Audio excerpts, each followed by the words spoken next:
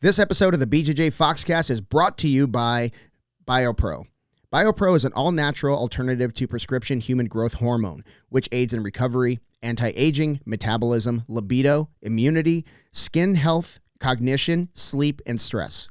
Just one vial per day provides a substantial boost to all of these growth factors. Okay, so that's what they want me to say. Here's what I know as an aging grappler. I've been using BioPro Plus and the nighttime variant, BioPro Plus Cortisleep, for several months, and it feels like I've grown a third lung. My gas tank is noticeably bigger, my recovery is faster, and I'm back on the mats much quicker, not just between training sessions, but between rounds. Now you can get $30 off your first order of BioPro when you use the code FOXCAST at www.bioproteintech.com. That's code FOXCAST for $30 off your first order at www.bioproteintech.com. Thank you, BioPro. Hey, everybody, and welcome to episode 75 of the BJJ Foxcast. I'm very excited to have three good friends in the room. I have Brendan Tierney in the room. Say hello, Brendan. Hey, how are you? John Cabay, back for the third time. Yes, what's up, everybody? Third time, right? Yeah, I think that's what I was saying a minute ago. I think it's the third time. Yeah. Yep. And Vinny, well, let's just say, depending on whether he's going to kill somebody or sell something, the bull, the voice, Lopez. Welcome to the show, brother. Thank you for having us so much. Yeah, man. Appreciate it. I'm super excited, man. 75 is a big deal in the podcast world. Well, actually, 20 is a big deal, but getting to 75 is really difficult. So I'm really honored to share this one with you guys, man. Thank you for coming. Thank you. Awesome, Yeah, man. So the only rule that I have is eat the mic. Right? Get really as close to the mic as possible, because as soon as you start veering off, you guys can hear the difference, right? Mm-hmm. So anyway, man, I want to get to one thing like right away. Tell me about working with John Wayne's son. Oh, wow. I'm getting right to it, dude. We're No talking about screwing this at around. lunch. We'll get to the origin story bullshit soon. I want to hear about John Wayne, bro. How did that come about? Okay, so my jiu-jitsu journey started in Orange County, California. Okay. So I went to AOJ first. Right across the street was this little gym called Costa Mesa Training Center with this guy that had gotten his black belt very, very early on in his jiu-jitsu journey. I think like 4 years he got his black belt. Wow. And he was a black belt for 10 years, had his opened up his academy, and his name is Felipe Fogolin. So I started training under him. Amazing guy, amazing vibes. And then, you start to meet all the rest of the students. Yeah. One of those students was Ethan Wayne. I just knew him as Ethan. You know what I mean? I just knew him as, I didn't even know. So we are rolling, and afterwards, Felipe brings it up. One of the times that we have an open mat or something, he's just like, that's John Wayne's son. And I was just like you guys, like, okay, yeah. Some guy named John Wayne, right. Whatever. No, the John Wayne. And I was like the airport John Wayne, like the actor. I said at lunch. I go, wait a minute, John Wayne? Yeah. So, right. Yeah. So, yeah, he's like, yeah, that's John Wayne's son. And Ethan is super cool, man. Just super cool. Super cool cat. So we start following each other on Instagram because we're buddies, and he keeps a really low profile. We start following each other on Instagram, and I'm posting all my auctions and stuff like that, right? Yeah. So he's digging my car auctions, but what I also do on the weekends is I do charity events. So I host these charity auctions, and I conduct the auctions. They bring in these items like a trip to Hawaii or a trip to, like the John Wayne auction. They had this little scooter. They had this little scooter that belonged to a young lady. It belonged to her father prior, and her dad passed away from cancer. So she had a great story to tell, and she's like, I want to sell this scooter. I'm gonna donate it to the John Wayne Cancer Foundation, and so I'm getting ahead of myself. So I meet Ethan Wayne. He's looking at my stories, and he's like, hey, so you do charity auctions. Would you host my dad's charity event? It's the John Wayne Cancer Foundation. And I'm just like, dude, I would be honored to do that. That would be great. So we put it together. I show up, and they give me like 4 amazing items to sell. And one of those was that scooter. So I'm up there, and this lady tells her story. I get the microphone. There's tears already in the audience. And it's a great story, but for an auctioneer and as a professional, every single one of those tears is like cha-ching, cha-ching, cha-ching, cha-ching. Yeah. Great. She set it up for me. For all I have to do, yes, for a great cause, right? And all I have to do now is knock it down. Yeah. So I asked them, what's the value of this scooter? And they're like, we want to get at least $5,000. So I started at 5,000. Here now, got to get 5. Here now, I got to get 5. Now I got to get 6,000. 6 now, got to get 7 now. And then now we got all these hands up in the air. Yeah. Right. I get to like 15 grand and 2 people lock horns, and it's a young lady and a doctor. And I just see them going at it. This scooter sells for $22,000. Oh, and all for a good cause for cancer. Yeah. And Ethan Wayne is there with his sister Marissa Wayne, and they're like, this is great. Thank you so much for helping us out. And not too long ago, he, like I was mentioning to you guys, he reached out to me and he's just like, hey, would you host our marathon that we have? It's for the John Wayne Cancer Foundation. And I was like, absolutely. wow. So, and just like I was saying, sometimes I have to take a step back and I'm in awe. And I think to myself, like, I'm just this kid from Brawley, California. Yeah. This small little desert town. Yeah. And Who never stopped training. and never stopped training. And never stop Right. training. Yeah. Because of jiu-jitsu, I get to, not only roll, but rub shoulders with Ethan Wayne, who's the son of John Wayne. And now I get to conduct their charity events and their marathons. And it's just an honor. Yeah. And for me to be able to, make that kind of money for these organizations with my talent. Yeah. For me, I feel truly blessed to be able to do so. That's cool. So just for context, how old was Ethan when you met him? I think that he was like late 50s. Late 50s. He's got to be in his midst. Well, man, I've known When him did for he start 10 training, years. bro? Like, how old was he? When I met him, he was a purple belt. Oh, shit. When I Okay. met him, he was a purple belt. So So, he was I was a already in white belt. He was a purple belt. Yeah, so he was in it. Yeah, and he was training under Kleber Luciano. So Kleber Luciano is who gave Felipe Fogolin his black belt. Wow. So he was training under Kleber Luciano, and when Felipe opened up his jiu-jitsu academy in Orange County in Newport Beach, Ethan Wayne, who's lived there all his life, said, well, I'll train with Felipe. And Felipe had the honor of giving him his black belt. Wow. So I think Ethan got his black belt when I was like a purple belt, I think. Whoa. Yeah. That's wild, dude. Yeah. Pretty amazing. And It's Ethan amazing. Wayne, It's he's the nicest guy in the world. He wears his cowboy hat. You wouldn't, he's like very soft-spoken, nicest guy in the world. He wears He's a cowboy hat. killer. Yeah. He's a killer, bro. What's that? Does he wear a cowboy hat? Yeah, he'll wear a cowboy hat. That's awesome. Does he look like his dad? Yeah. Yeah. A little bit? Yeah. Yeah. He's Yeah. always hanging out with his lab. He's always got his little chocolate lab Finn with him. And That's cool. And he's I remember the day that it happened was the day that I found out he was John Wayne's son was we rolled on a Wednesday morning. And then that morning he said, I think I'm going to go get a van. I want to go get a van that I can travel in. Mm. And we were talking about it like we talk about like maybe I want to get a new truck or something. Yeah. It's At like, auction or something. So That's how I think. Like, I'm going to go to the auction. So, Valley like, Hills. he's like, I think I'm gonna get a van. He was just talking about like I'd love to have a van for my dog, so so we can hang out. That was Wednesday. On Thursday, he shows up with this Sprinter, Mercedes-Benz Sprinter van with the wheels flat black, like Six-figure fully loaded. Yeah, six-figure van. And I'm just like, Wait a he was minute. talking about it yesterday. Went to go get it, and now showed up to jiu-jitsu this day with it. John Wayne. I was John just like, Wayne, John Wayne. what is? That's John Wayne money, boy. And I was just like, what does Ethan do? And that's when Felipe said, that's John Wayne's son. Wow. And I was like, okay. Yeah. Yeah. That's kind of when it hit you. Yeah. That's so cool, dude. I love that story. We were talking about that at lunch, or late lunch that we Late had. lunch, that's right. Shout out to Arizona Wilderness.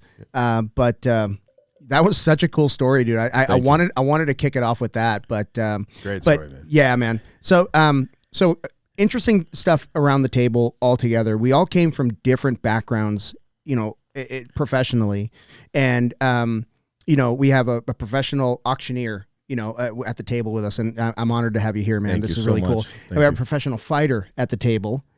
Brendan, why don't you tell me about how you got into fighting, dude? Or let me ask you this. Because, we jumped right into his. What was the toughest fight you ever faced? Toughest fight. God, that would have been nice to be prepared for that one. Come on, man. Smack Come on.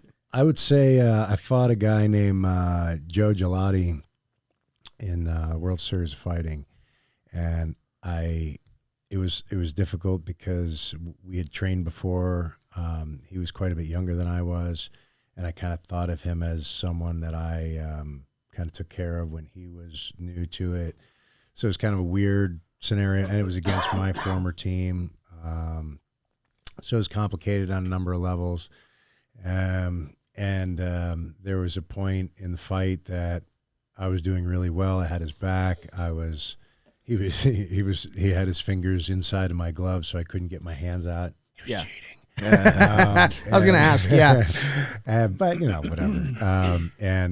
But I couldn't get my hands out to finish him. And I kind of just like checked out shortly after that. And the fight went, another round and a half or two. So, wow. Yeah. So it was tough because I really wasn't there for much of the fight, but it was also kind of fun, even just, being on the other side of it. Just everything kind of shut down for me. Like my movement shut down, my thought process shut down. I was just kind of there, kind of enjoying the whole beating. Like, oh, this is good. Oh, that was an elbow. Oh, yeah. That was another one. So, it was fun, but I kind of, like I said, I just checked out after the end of the first round, and the rest I was just kind of floating there. So it was a weird fight for me. So yeah. What would you say is the toughest part about MMA in general? I think there's just a lot of things to consider. You've got to worry about your striking. You've got to worry about jiu-jitsu. You've got to worry about wrestling. I think wrestling is probably the biggest factor in MMA. And, and having no wrestling when I started, that was complicated. But yeah, it's, I don't know. I really loved it. It was a fun thing. It was just, it's just a lot. There's a lot of emotion. There's a lot of factors involved. Your training time, like when you're going to train your fitness training, you're going to train your endurance training, when you're going to train your jiu-jitsu, when you train your wrestling, when you train your boxing, when you train your kickboxing, like when you're going to train just when are you going to live your life? And when are you going to do for money? And that was another difficult thing. You end up selling your whole life out for something that may or may not go the way you want it to. Yeah. There's a lot of value in that, though. Yeah, I think. I mean, I enjoyed it. I mean, I don't really have a lot of regrets for it. I think it all really worked out. Honestly, everything I have in my life was brought to me by fighting and by the experiences and the people that I know and the connections that I made. And, so I definitely, I think I would have been prettier if I was a dancer, but Didn't you do that also, though? That's why your feet bend in unnatural ways. Yeah, like I never tried to toe hold you. I tried that once, and I was like, wait a second. It's a waste of time. Yeah. What kind of dancing? I did ballet for probably 8 to 10 years. You ever seen the foot thing, bro? You did ballet for 8 years? Oh yeah. Wow. I was sponsored by the Feld Ballet in Manhattan. They would bus me from my middle school to Manhattan to train. Is that before fighting? Oh yeah, this was when I was like 10 years old, 11 years old. No kidding. Yeah, it was pretty crazy. That's a lot of talent, man. Yeah, it didn't go Super anywhere. strength. I didn't. And ballet dancers are strong. My girlfriend owns a ballet academy. Dude, it's next level. Well, athletes. If you appreciated it, like I didn't appreciate it, I didn't invest in it. It was just kind of like one of those things that I was like, yeah, I do it, kind of thing, and I didn't really put any value on it. I didn't really realize the value until I was fighting, and I was like, wow, this is a lot like these kicks that I do that are no problem for me. They're really a lot like ballet. I mean, all the pieces are just all in a different order. So it definitely had an influence. That's cool. The footwork. It has to help in the footwork. Like Lomachenko, sure. the boxer, they started him off with dance. And so when he transitioned to boxing, Lomachenko has some of the best footwork in the game. Mm-hmm. So I can see how that transitioned, what, the same thing for me, I feel like before jiu-jitsu, I was just a kid hanging around with a bunch of breakdancers. Right. Yeah. You know what I mean? Yeah. So we would get our cardboard out and we'd get literally our boom box out and our cassette tapes. And that's how old I am with the cassette tapes. How old are you? 42. You're a kid. Right. You met Quentin. You know Quentin. Yes. Right? But you're old enough to know that era. Breakdancer too. Yeah. So yeah, we would get our cardboards out and we would do our break dancing. So when I got to jiu-jitsu, I knew how to maneuver my way, you know, off my back. There's a lot of similarities. Yeah, a lot of similarities. I think fighting is dancing. You know. Yeah. Choreography. I always say, man. Yeah, like, that's what it feels like when I'm sure. Yeah. Now you fought in Bellator, if I'm not mistaken. Yeah, I was. I fought twice in Bellator, and then I was on there. They had a like a Fight Master show that I was on, and yeah, I mean it was pretty interesting. I don't think that show went for more than a season though. Yeah, no, I mean that's really tough. Like, what year was that? That was 2012-ish, I think. You know, somewhere in there. Yeah, I mean that's pretty early in the mainstream game, right? I mean, it was really hard to bring mainstream and get. I mean, if you're not getting like, you know, I hate to say this, but like moms and housewives to like your sport, it's probably not going to make it. Well, and that was the whole goal at that point. You know? Yeah, and that's why I was just so confused why I didn't make it. You're so damn pretty. You're so damn pretty. No, but you said something at lunch today. We were talking about there is no. You said something that, like, everybody says this, but the way you said it was really cool. I really enjoyed it because you said that there's no lying in fighting, and the only way that if you don't open up, then you expose yourself. Right. Yeah. And that, say more about that, because I kept that in my memory bank because I wanted to come back and talk about that. Well, I think one of the things that drew me to fighting in general was it exposes who you are. You're either strong or you're weak, and if you're weak, you can become stronger through training and through understanding and through, you know, a recognition of what's really going on rather than just the fear of losing. But when you have, you know, ability that you weren't aware of, this gives you kind of room to develop things and become something more pure of who you are. And when you roll with a brand new white belt, you know, and you can feel this guy doesn't want to lose. He wants to find a way to win. He's not going to quit. He's going to keep going. He's going to keep, you know, finding a solution to this problem. And, you know, so, and I've loved that ever since the beginning, because you really meet people on a different level from that. Yeah. So, It's I believe it's the ultimate form of self-expression, fighting. Yeah. Any kind of fighting. Again, it's a dance. It's a dance. It really is a dance. It's a performance. You know, like one of my last fights, I remember just wanting, not even so much that I wanted to win the fight. I just wanted to be able to produce what I was capable of, to respond to the stimulus on demand, you know, when it was given to me, and have an accurate and successful response to it. You know, not even to win the fight, just to evolve in a way that I'd never responded before. Yeah. And, you know, and be able to process those problems in a you know, with a solution. Yeah, and one thing I can say, I'd like to say to people who are thinking about starting their own fight promotion is don't. Yeah. Don't.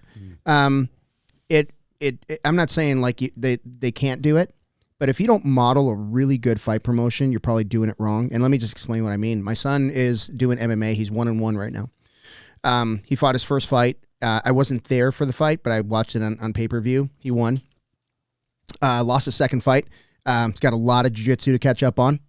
You know, lost to a blue belt, got triangled. Yeah. Way it goes. But different in a fight. 100%. Yeah, I mean, 100%. He was trying to punch his way out of a triangle. Yeah, bad call. Yeah. So I love you, unless Tony. it would have landed. Yeah, if it would have landed, it would have been totally call. Different. Perfect. That was a beautiful shot, son. In hindsight, right? But you know, I get there, and I got there 2 fights before he was on, so I was like just in time because it was up in Pace, and I had a bunch of stuff going on with the academy, I had a podcast to do, and then we just hauled ass.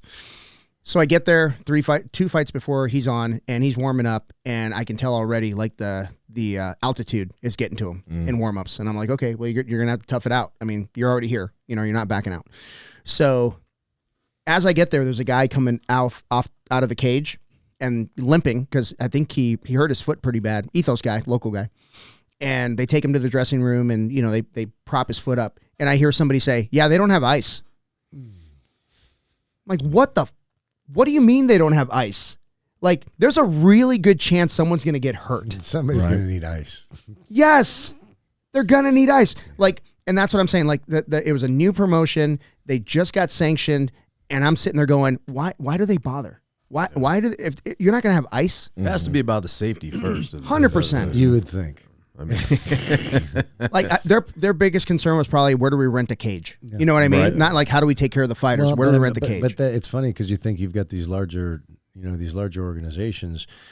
They're really larger named organization, and they're kind of outsourcing to the local organizations. And a lot of times the local organizations aren't putting on the quality production that they should be. Yeah. You know, I mean, I've got a pretty nasty scar on my lip. I got my lip sewn up in a closet. Oh gosh. outside of a fight. So wow. It's not the safety, it's money. It's all about money. Yeah. You know, yeah. You're is that what started the cool mustache phase in your life? That's a good question. No, I did that before that. I did that when I realized I could actually grow a mustache. As soon as I realized I could grow a mustache, I started growing it. Who wants a mustache, like, right? Whoa, that's something I gotta go with right there. There's like a competition, right, from like mustache and beard. For sure. Yeah, there's like a league. It's like a real thing. There's a league. Oh, yeah. That's a good one. That's a good Tom Selleck mustache. You got it is, man. More Wyatt. It's like Wyatt Earp or like kind of Doc Holliday, bro. Yeah, I like it. Yeah, have you seen the guys that do like they do the role playing at like the what do they call it, rawhide and stuff like that in Scottsdale? Yeah, they grow mustaches like that. I mean, you could totally do it. That would be awesome. Just blast people in the street. Multiple revenue streams, bro. I'm in. That's what it's all about.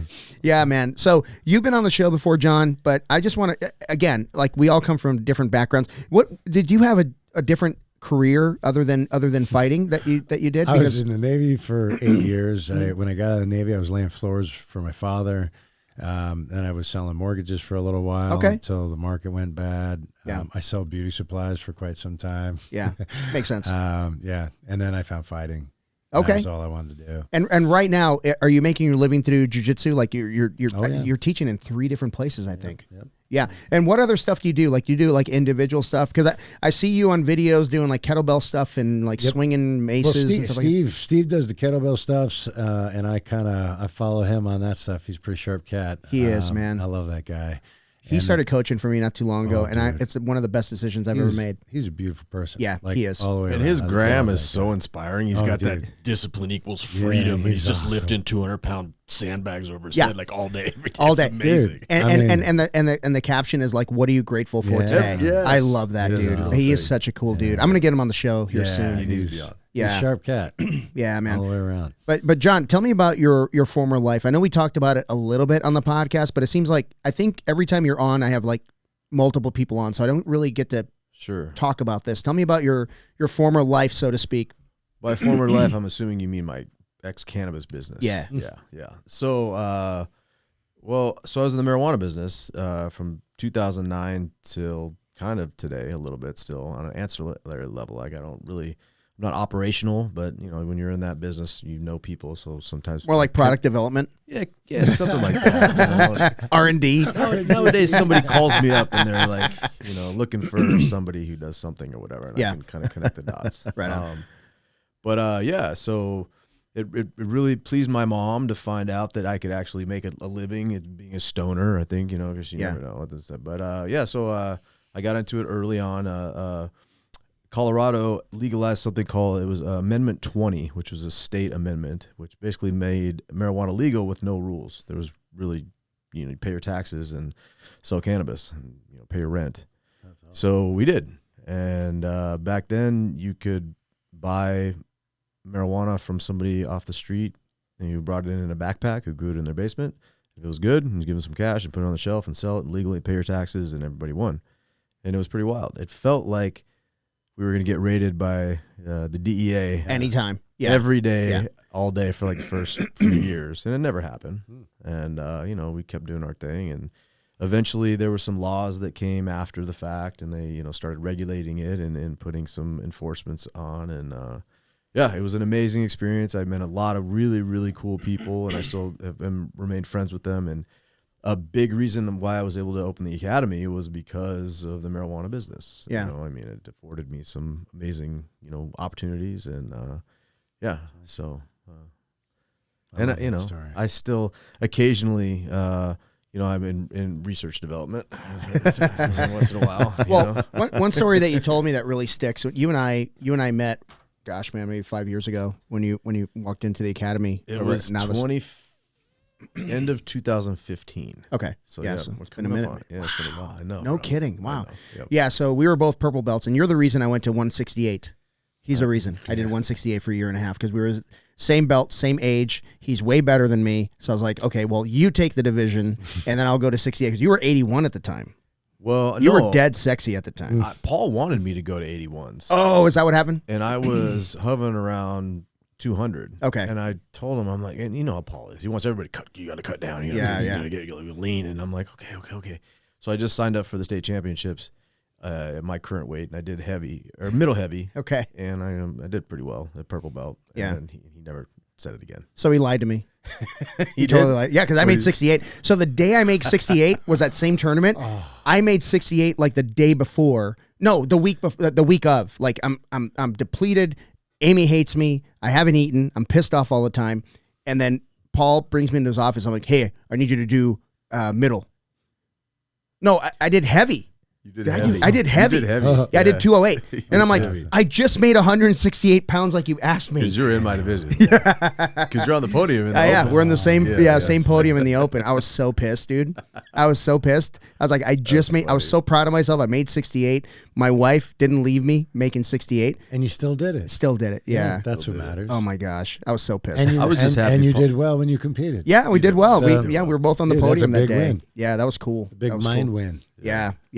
But one thing that you said to me when we were hanging out, you said that when it went from like medicinal to recreational, it really changed your perspective on, and this is what I'm paraphrasing, but this is something that I remember.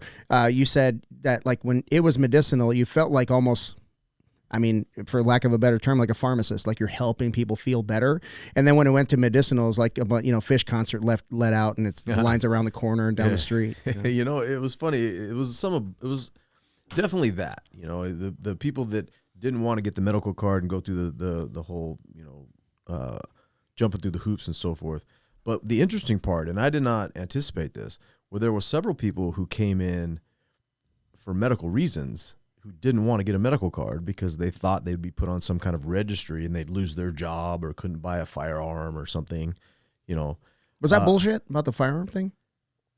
If you put it on the form that you have medical marijuana card, no. Right. Okay. Because there's no registry. Right. And there's no way of accessing the registry Okay. because it's technically a HIPAA thing. Oh, that makes sense. Yeah. So, yeah. So anyways. Yeah. Yeah, and how do you feel about it now, where the industry has gone? How do you feel about it, like as a whole? It's pretty amazing. They're still kind of like jiu-jitsu. It's evolving. I mean, they're still creating new items and devices all the time. It's very sophisticated now. Yeah. There's unfortunately the quality of some of the products are subpar, and that's partially due to the size of cultivations and growing on a huge scale, and also partially the state and the lack of regulations and testing requirements and things like that, because there's certain people that should know that they're taking a really clean product if they're using it, because they have cancer or something like that. Yeah. But it's, I mean, God bless this amazing country and our progressive laws. And here in Arizona, Arizona went medical in 2012. Yeah. And I moved to Colorado because I thought, even being from Arizona, there was no way it would go legal anytime soon. Right. Arizona's the reddest state ever at that time. Yeah. But so it's had a program for 13 years now. Yeah. So. Red states need money too, man. That's right. That's all I'm saying. There's a lot of money in that shit. So but I want to talk to you guys a little bit about your feelings about competition. We got 2024 coming up, and I'm not really big on pushing people towards competition. I'm more of a supportive role. But how do you approach people that are like, you see something in them, they could do something with jiu-jitsu, not like professionally, but it could really help them, and you want to push them to that next level? Is competition the direction you push them, or what do you guys do? I think so. I have a student. His name is Dean Whitmire, and he's been doing jiu-jitsu it's coming up on 2 years now. And the last time I had a private lesson with him, I felt so confident in where he was at that I let him know. I go, you know what? Right now where you're at, I'm so confident no matter what local tournament you sign up for, you're going to do good in your bracket. I feel super confident right now. You are rolling so well. You got, and I just started explaining to him, you got really good takedowns, boom, boom, boom, boom, boom. And he's just like, thanks. I think, so I think that's a good way to approach it. Is he doing the Masters Cup? Yeah, he's gonna. No shit. Well, cool, man. listen. Well, here's the deal, Yes. and here's the deal with Dean, you heard it here. Dean, if you're one of my 12 listeners. Here's the deal. Every time Dean has signed up for a tournament, something has happened. Yeah. Like what? He tore his meniscus. Okay. So he was out of that one. And then he was like a week away from his tournament, and he was rolling, and an elbow in his eyebrow, and just split it open wide. Yeah. So he was out of that one, and it just seems like, so this time he's like, listen, I signed up for one in March. I might sign up for this one, but I'm not telling anybody because I don't want to jinx it. Because every time it seems like I signed the dotted line, something happened. Yeah. All right, Dean, we're not jinxing it. It's official right it's now. It's official. Yes. And hey, we should all commit to like being there at the end of the tournament because we all scatter, dude. You know what I mean? Like the old days when everybody's there. The old days we do the big picture on the podium, and everybody has the same background, good whatever. Call. We should all commit to being there because I'm guilty of it too, man. I want to get out of there when my last student rolls. I love being there. I just have to get home. Yeah. I got my kids at home. Yeah. I'm leaving my kids with, my wife who works hard. I'm in a much different place. I got 2 dogs, and one of them hates me. So I got 1 dog. And your wife does jiu-jitsu too. She does, yeah. And that's so great because I'm going to tell you something, guys. Jiu-jitsu is an issue. Yeah. Jiu-jitsu is, I love Mariana and I've begged, she has come to jiu-jitsu and she likes it, but it's not her deal. And I understand that. Yeah. But it's my deal. Mm. But it does get in the way. Yeah. Say more about that. How does it get in the way?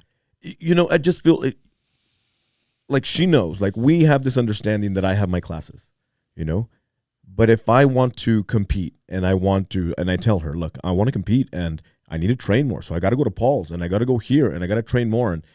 And it has gotten in the way where it's like, listen, she'll use this one. She'll be like, you rather be with your boys than be here at home. Mm.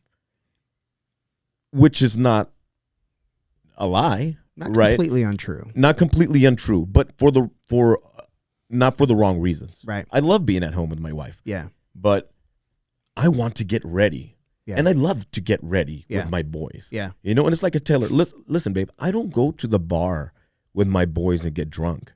I wake up early at 4:30 and go to Fight Club and hang out with my boys. Yeah. That's my bonding time. My zombies in the morning and the AM, that's my Fight Club. Yeah. I need that for myself. Yeah. It makes you a better person for her at the end of the day. And hopefully she understands that. And absolutely she understands that. But I feel like sometimes, like what would happen with you, where you'll text me and be like, "Listen, dude, I got something going on. Can you fill in?" All right, I'll fill in. So I'll text her. I'm filling in for Cabay, and she's like, "Are you serious?" Yeah.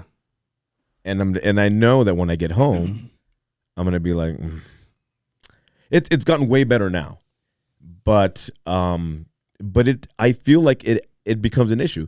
It happened with one of my students where he was getting ready to compete. The tournament happened to be on Mother's Day, and the wife was like, listen, are you serious right now? And he comes up to me and he goes, bro, I'm so sorry, coach. I can't do it. And I said, listen, I understand 100% because I know what it's like to feel like jiu-jitsu is the other woman. Yeah, man. Yeah. Jiu-jitsu sometimes is the other woman. Yeah. And I want to go and be with my boys and we want to choke each other out and have a great time. Yeah. But it will get in the way sometimes. And I see it with my students and I've experienced it for myself. Yeah. Yeah, no, that's a great point. And I'm lucky every day. Like I can't say enough about, the amount of, goodwill that people have towards me and the amount of luck that I have. And, when I met Amy, we met online. So it was like a profile type of thing, right? Yes, there was internet back then. Fuck you. I see your face. Oh, so there's a commercial that I just saw that is so funny about that. But the connection that we made to each other is we both did triathlon at the time. So I was training for a full distance triathlon. So to say that I didn't go to a bar, didn't go to a restaurant, didn't hang out with people is an understatement. I was doing 15 hours, 20 hours of training a week, plus my full-time job. So it was just like, that's all I did. So when we met, we started hanging out, and I'm falling asleep in my food at 7 o'clock in the evening because I'm so fucking tired. She totally understood. And when she first came over to my apartment at the time, I had 2 bicycles in my living room. One was on a stand, one was ready to go for the morning. I had my shoes by the door. Like that was my life. So she knew who I was when we first met. Now, when she went to nursing school, I got out of triathlon, and then I got into jiu-jitsu right after she finished nursing school. So for me to go all in on something wasn't a real big surprise for her. And I told her, we had a conversation. I said, this is all I want to do. This is all I want to do. Like, I don't want to fly to the moon. I don't want to climb Everest. This is all I want. And she's been super supportive. It's been hard though. Even with a super supported wife, it's still brought some tension. So, I mean, yeah, I can totally see where, some people may not work out for. Mm-hmm. Yeah, because it is a side chick, man. It sucks. It is. Well, and when it's your business, that's when it gets weird. Yeah, I think that's when it's super tough. Well, because it's it has been something you've been in love with for so long. Yeah, and you've been doing in your free time, and now people are counting on you to be there. It's not an option anymore. You have a commitment to fulfill. Yeah. That's when it starts to become. Well, you love doing this. Well, yeah, I do love doing this, but it's also producing good things for us. Yeah. Yeah. And the fight business is probably the most selfish you can get. I mean, by design, right? You have to be selfish. That was a very big problem for my wife and I. Yeah. I had my priority was my daughter was number one and my fight career was number two. Yeah. And my relationship with my wife, unfortunately, was number three. Yeah. And that was that still was a big thing. I mean, that's something that Paul talks about sometimes, and I've talked to Tiffany about it. It's complicated, man. Like, if you want to win at that level, the sacrifices and the time away from family and other things that are important are next level. I mean, you have to, because everybody else who's doing well at that level is sacrificing that time and energy, and you only have so much time and energy. Yeah, right. Yeah, I tell my new guys, like, if you're gonna compete, especially my adults, because that's different. I mean, that's totally different. Yeah. If you're going to compete, it's family, work, and training. 2 of them have to suffer, and it can't be training. Right. And work is going to interfere with your family. It's going to interfere with training. So unfortunately, that has to become your number one 2 scenario. Yeah, because, I mean, in order for you, like, family is number one, obviously, but you have to make work the priority. Otherwise, the family suffers. 100%. So it's such a difficult reorganization thing. And to your point before, for me, it wasn't so much about the training as it was about I'm getting punched in the head, and I was 40 years old, still fighting. Yeah. And my wife is like, I understand you love this, but where are you really going with this? Yeah. And I wasn't going anywhere. I was just. That's why jiu-jitsu is so much better, because we can still get it out. You can still get it out of you. Concussion. Well, dude, like, I mean, if I was falling apart when I came to Paul's. I mean, I was crying on the mats when I saw Paul again. Amber brought me in. Wow. You know what I mean? So, like, jiu-jitsu has been everything for me. Yeah. I mean, in the past 5 years, it has changed my entire life. That's cool. Were you at a point in your life when you got to Paul's? Where were you in your life when you got to Paul's? So my last fight was my last fight because I tore my hamstring off my pelvis, and that took almost a year to recover completely, and that's, dude, I'm on the couch. I mean, I can't do anything. I can't work. Then we find out my wife is pregnant at the same time. Well, not at the same time, but right around that time. And it just, that's a heavy scenario. And then recovering from, who I was as a fighter, that was what my income was. That was what I did for a living. That was, how I knew people. That was what I was. I mean, I had other things identity. I was doing. It was everything. Yeah. And my fitness was everything. And that was all gone. I was 168 pounds or something like that. I mean, I was very, very, like, gone and it was bad. And And, everything was suffering. My family life was suffering. I was struggling personally with myself and, who I was and what was going on with me. I was frustrated and upset with my wife. I was frustrated and upset just with everything, Probably yourself a little bit too, right? Dude, it was all my fault. Yeah, these are all my decisions. This is a result of my choices. And then your body failed you, so that pisses you off too. Yeah, it's there's just so many things just get compounded into that scenario. I'm getting emotional. No, dude, it's hard. And I had both my children during that recovery period of time. And then, we find out she's pregnant again. And it's like, well, when are you going to go back to work? And it's like, well, I'm not going to be making good money doing, what would I go back to work for? So you can stay home. You're making, a good living now. I want you to be able to stay home with the children. But I can't do that now. I'm out of work. I can take care of the children. You can work. It was just destructive to our relationship. Yeah. And so, finding a jiu-jitsu was just a way for me to not snap. I was losing it. I was snapping on everybody. I was getting upset with my situation. I was just in a bad spot. What was the connection with Amber and taking you back to? So Amber, I had met Amber through another friend of mine. She wanted to do some kickboxing with me, and we trained, but it didn't work with our distance, timing, or something. I think we did a couple of privates, and that was it. And then we ran into each other, we ran into each other at a mutual friend's house. And and she was like, "You did jiu-jitsu?" And I was like, "Yeah." She goes, "Show me." So we go into the living room and start rolling in the living room. Oh my God. And she's like, I was like, "Well, where do you train at?" She goes, "Paul Nava." So I was like, I know Paul Nava. I trained with Paul Nava at Arizona Combat Sports. Yeah, shout out to Amber Star. Shout out to awesome. Badass Black Belt Amber Star. Yeah. And so she was like, "You got to come in." I was like, I would be awesome to see Paul. And I came in and he's awesome. Were you a blue belt when you came back? I was a blue belt. You were a blue belt when you came back. I remember that. Yeah, I was a 4-stripe blue belt, a 12-year blue belt, I think. Yeah, because Paul told me, "Hey, roll with him, but watch out, he's not a blue belt." Yeah. That's what he told me. That's what Paul said about him. That's right. Yeah, watch out, he's not a blue belt. I'm like, yeah, thank you. Normally, he doesn't give me a warning. I think it's funny how we remember each other that way. I remember the first time I met you. You were a purple belt. I was a purple belt. I remember the first time I met you. I was a purple belt. You were black. We had an amazing roll. Yeah. Or the first time I met you, I was a brown belt. You were a black belt. We had an amazing roll. Great roll. You kicked my ass. We had a by great amazing roll, I mean I lost. I tried to bow out the first time I met Vinny. I'm like, "Hey man, I'm not really rolling today." He's like, "Yeah, you are." That's awesome. Do you want to hear the funny part? Because I was in your morning class. I went and visited the morning class. I think that's the first time we rolled. I think.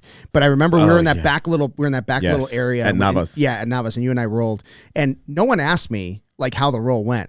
Like they just asked me like, "How many times did Vinny submit you?" I'm like, "Fuck you, man, once." But fuck you, man. It was a great roll. It was a good roll. Yeah, that was fun. I was so angry. Like after we rolled the first time, I was so angry. So angry. Well, there's levels within the levels. Dude, yeah, for sure. And that's like, Vinny's one of those guys that Paul's like, "Hey, roll with Vinny," but he's a purple belt, but he's not really. He's not really purple. Yeah, you know what I mean. And that awesome. there's that even at black. I think sometimes. Yes. You Oh know? my goodness. I mean, how many of those guys have disappeared? Like a purple belt that's not a purple belt, a blue belt that's not a blue belt, and then they're just not around anymore. yeah, So many, dude. lots of them. So many guys. I mean, and it's not all bad. Like they got careers and they did their own thing. Families That's cool. sometimes. Yeah, families, but they never came back. Yeah, They never came back. It's why it's like, I give myself like a B minus, right? As a black belt. There's so many A+ purple belts that were kicking my ass, tuning me up that are just gone. How good could they have been today? yeah. Isn't that wild? Like I always think about that stuff. Well, I was- for me, the quitting part, I don't even understand that because it's like jiu-jitsu is almost like oxygen for me at this point, man. I mean, I have to do it, otherwise I'm gonna cease to exist. Yeah. I'm pretty sure. You know, so Yeah, man. No, we talk about, Tojo and I talk about, a lot of the guys that we started with, and Paul will post like old Nova Niao photos of the old spot, and I always play like the "Who's Still Here" game. Yep. Like nope. Yep. Nope. And it's very few people that are still here. Yep. I have a picture of the first day we opened our academy. So it was the morning class. You showed up to the morning class with me. You said, you're going to do your thing, Vinny, but I'm just going to overlook. Yeah. So I said, this is my zombies. I said, this is brand new guys. I didn't stick around very long. And because it was such a new academy, it wasn't like, here's a purple belt, brown belt. I mean, it was everybody's first day of jiu-jitsu. Yeah. So I said, I'm going to take a picture. You guys get together, I'm taking a picture. Boom. Just the other day, that picture popped up in my iPhone as my memories. One guy. John Hinton. One guy. Shout out to John. Shout out to John Hinton. Get his blue belt yet? No. What? No. He's going to be 2 years in March. Okay. And close. And he's a beast. Yeah. But family man, a business owner, yes, bunch of kids, he's bouncing the time. Yeah. And he's another guy that I tell him all the time, I'm confident where you're at. Yeah. I know that if you sign up, you're going to destroy your bracket. That's good. So, yeah. But so let's switch gears a little bit, man. Let's talk about this Barbie thing that you're hosting. Tell me about that. What is it called? Barbie Camp? Barbie Camp 2024. It's probably got a cooler name than that, but it's going to be amazing. So, Julissa, I can never figure out how to pronounce her name. Anyways, amazing human being. She connected me with April Parks, who is spearheading this event. It's going to be February 17th through the 20th, and they've got a house for women who want to train jiu-jitsu in Scottsdale, right? Okay. You can either stay at the house and kind of do some of the events outside of the academy, or you can do the 3-day jiu-jitsu camp and just train with really, really high-level instructors. So Liz Clay, who's in Arizona, Ares Black Belt, world class, is going to be there. Awesome black belt. Super cool person, too. She's really cool. Person. Yeah. I had her as a kids coach for like a minute, and it just didn't work out, but she's amazing. Yeah, of course. Yeah. And then Katie Egan is another one who's going to be involved. Lisa Pages, a local black belt, Jay Page's wife. Oh, so cool. Yeah. And then there's one more who I haven't met personally, and that's the only reason I can't remember your name, but I know you're high level. But anyways, I'm super stoked to host the event. Julissa is the one who reached out to me and connected the dots, and I have a great women's program. We have about 20 or so women in our nice. academy that are doing it, and I'm happy to promote jiu-jitsu for females in the community, because everybody can benefit from it, but especially women, and it's very empowering. Yeah. So I'm stoked. Yeah. That's so cool, man. Yeah, I wanted to at least mention it and bring it up. February 17th through the 20th. If you want more information about it, probably hit up the Instagram page, Grey Wolf Ares BJJ, and there's tons of information. Spots are going quick, though. I know that there's limited amounts. They're only taking 50. Yeah, I was going to say, you're in a house. How many people can you fit in that house? Yeah, it's a big Airbnb, I think, at Scottsdale, and they got a bunch of other events planned and stuff. So they sell different entry levels, too, where you can be there for the day for a certain price. You can participate in a house for another price. Like, there's quite a few options, I think. Yes. Seems like a pretty good setup. Yeah, it's really I think it's important, for anybody, like women, kids, men, that community, connection. Right? And I say this a lot on the podcast. It doesn't matter if it's jiu-jitsu, hairdressing. I don't care. Be part of a community. Yeah. Just be part of it. Like, I know a lot of people take, kind of pride in being that introvert and being like that lone wolf kind of person. No offense, but you know what? We're all going to need somebody at some point. And it's happened to me several times, man. And, you put out that signal like, hey, you can't even finish the sentence before somebody says, how can I help? Yeah. And that's the importance of that community. So that's really cool that you're doing that. Yeah, I'm stoked. You get it. We hosted Sophia McDermott. Mm-hmm. You set that up, and that was such a successful event, and great for the women's jiu-jitsu community. Yeah. So, and Sophia was like so grateful, man. She's really cool. She's such a cool person. Yeah, she's a cool person. Yeah, she even appreciated the artwork in the back bathroom, but nice. very little people get that. So, yeah. What is it? What's the artwork? It's kind of some psychedelic stuff. There's a fish painting back there. It's Paul Fishman, who's the drummer for the band Fish. I'm a hippie. Everybody knows that. If you don't know that, I'm a super hippie. But he plays, sometimes he plays the vacuum cleaner live during shows. He will pull out a vacuum cleaner and play it. And there's a picture of him standing on a bed of water playing the vacuum cleaner. Nobody gets that. Everybody's just like, oh, that's a weird picture, coach. I'm like, yeah. And she's like, oh. No shit, she got it together. Wow. Okay, that's cool, man. That's cool. Hey, let me ask you guys something collectively. Is there something that you've done in jiu-jitsu that you wish you could go back and undo? Like anything, something like preparation, you know, I don't know, anything that you wish you could, if you could go back to white belt, what would you do differently? I think maybe I would be a little bit less aggressive when I was coming up. You know, but it's hard. It's a hard thing to preach because I didn't practice it. You know, and in the beginning of jiu-jitsu, it feels like survival, and you have to survive, and that's part of it. And Brendan talked about this earlier. He was talking about the white belt who wants to win. They want to figure out a way to win. Was that you? Yeah, of course. You know, I hated losing, and I spent a lot of time losing because you just get your butt whooped over and over again. But you have to accept it, and had I accepted it sooner, I probably would have gotten better faster. Yeah, because once I started recognizing, okay, that's part of. All the coaches are saying it. You know, you have to learn how to be uncomfortable in this, or comfortable in this uncomfortable place, and you just relax and stress, and you feel like you're gonna die, and don't tap. And, you know, fuck that. I want to fight. I'm gonna get out of this position. Yeah. I'm gonna impose my will. And but that's not jiu-jitsu. Yeah, it's not. It's accepting the reality of the situation you're in and trying to find an intelligent solution. And you have to breathe and be calm. Otherwise, it doesn't work. Yeah. So yeah. How about you, Brendan? I would have been more involved with the community because I think the biggest change for me with jiu-jitsu was connecting with a couple of people, like just really connecting with a couple of people, meeting them on my own time or before or after class or during class, working with them on specific things. I think that was the biggest, and that's one of the things I tell everybody. I was like, find a friend.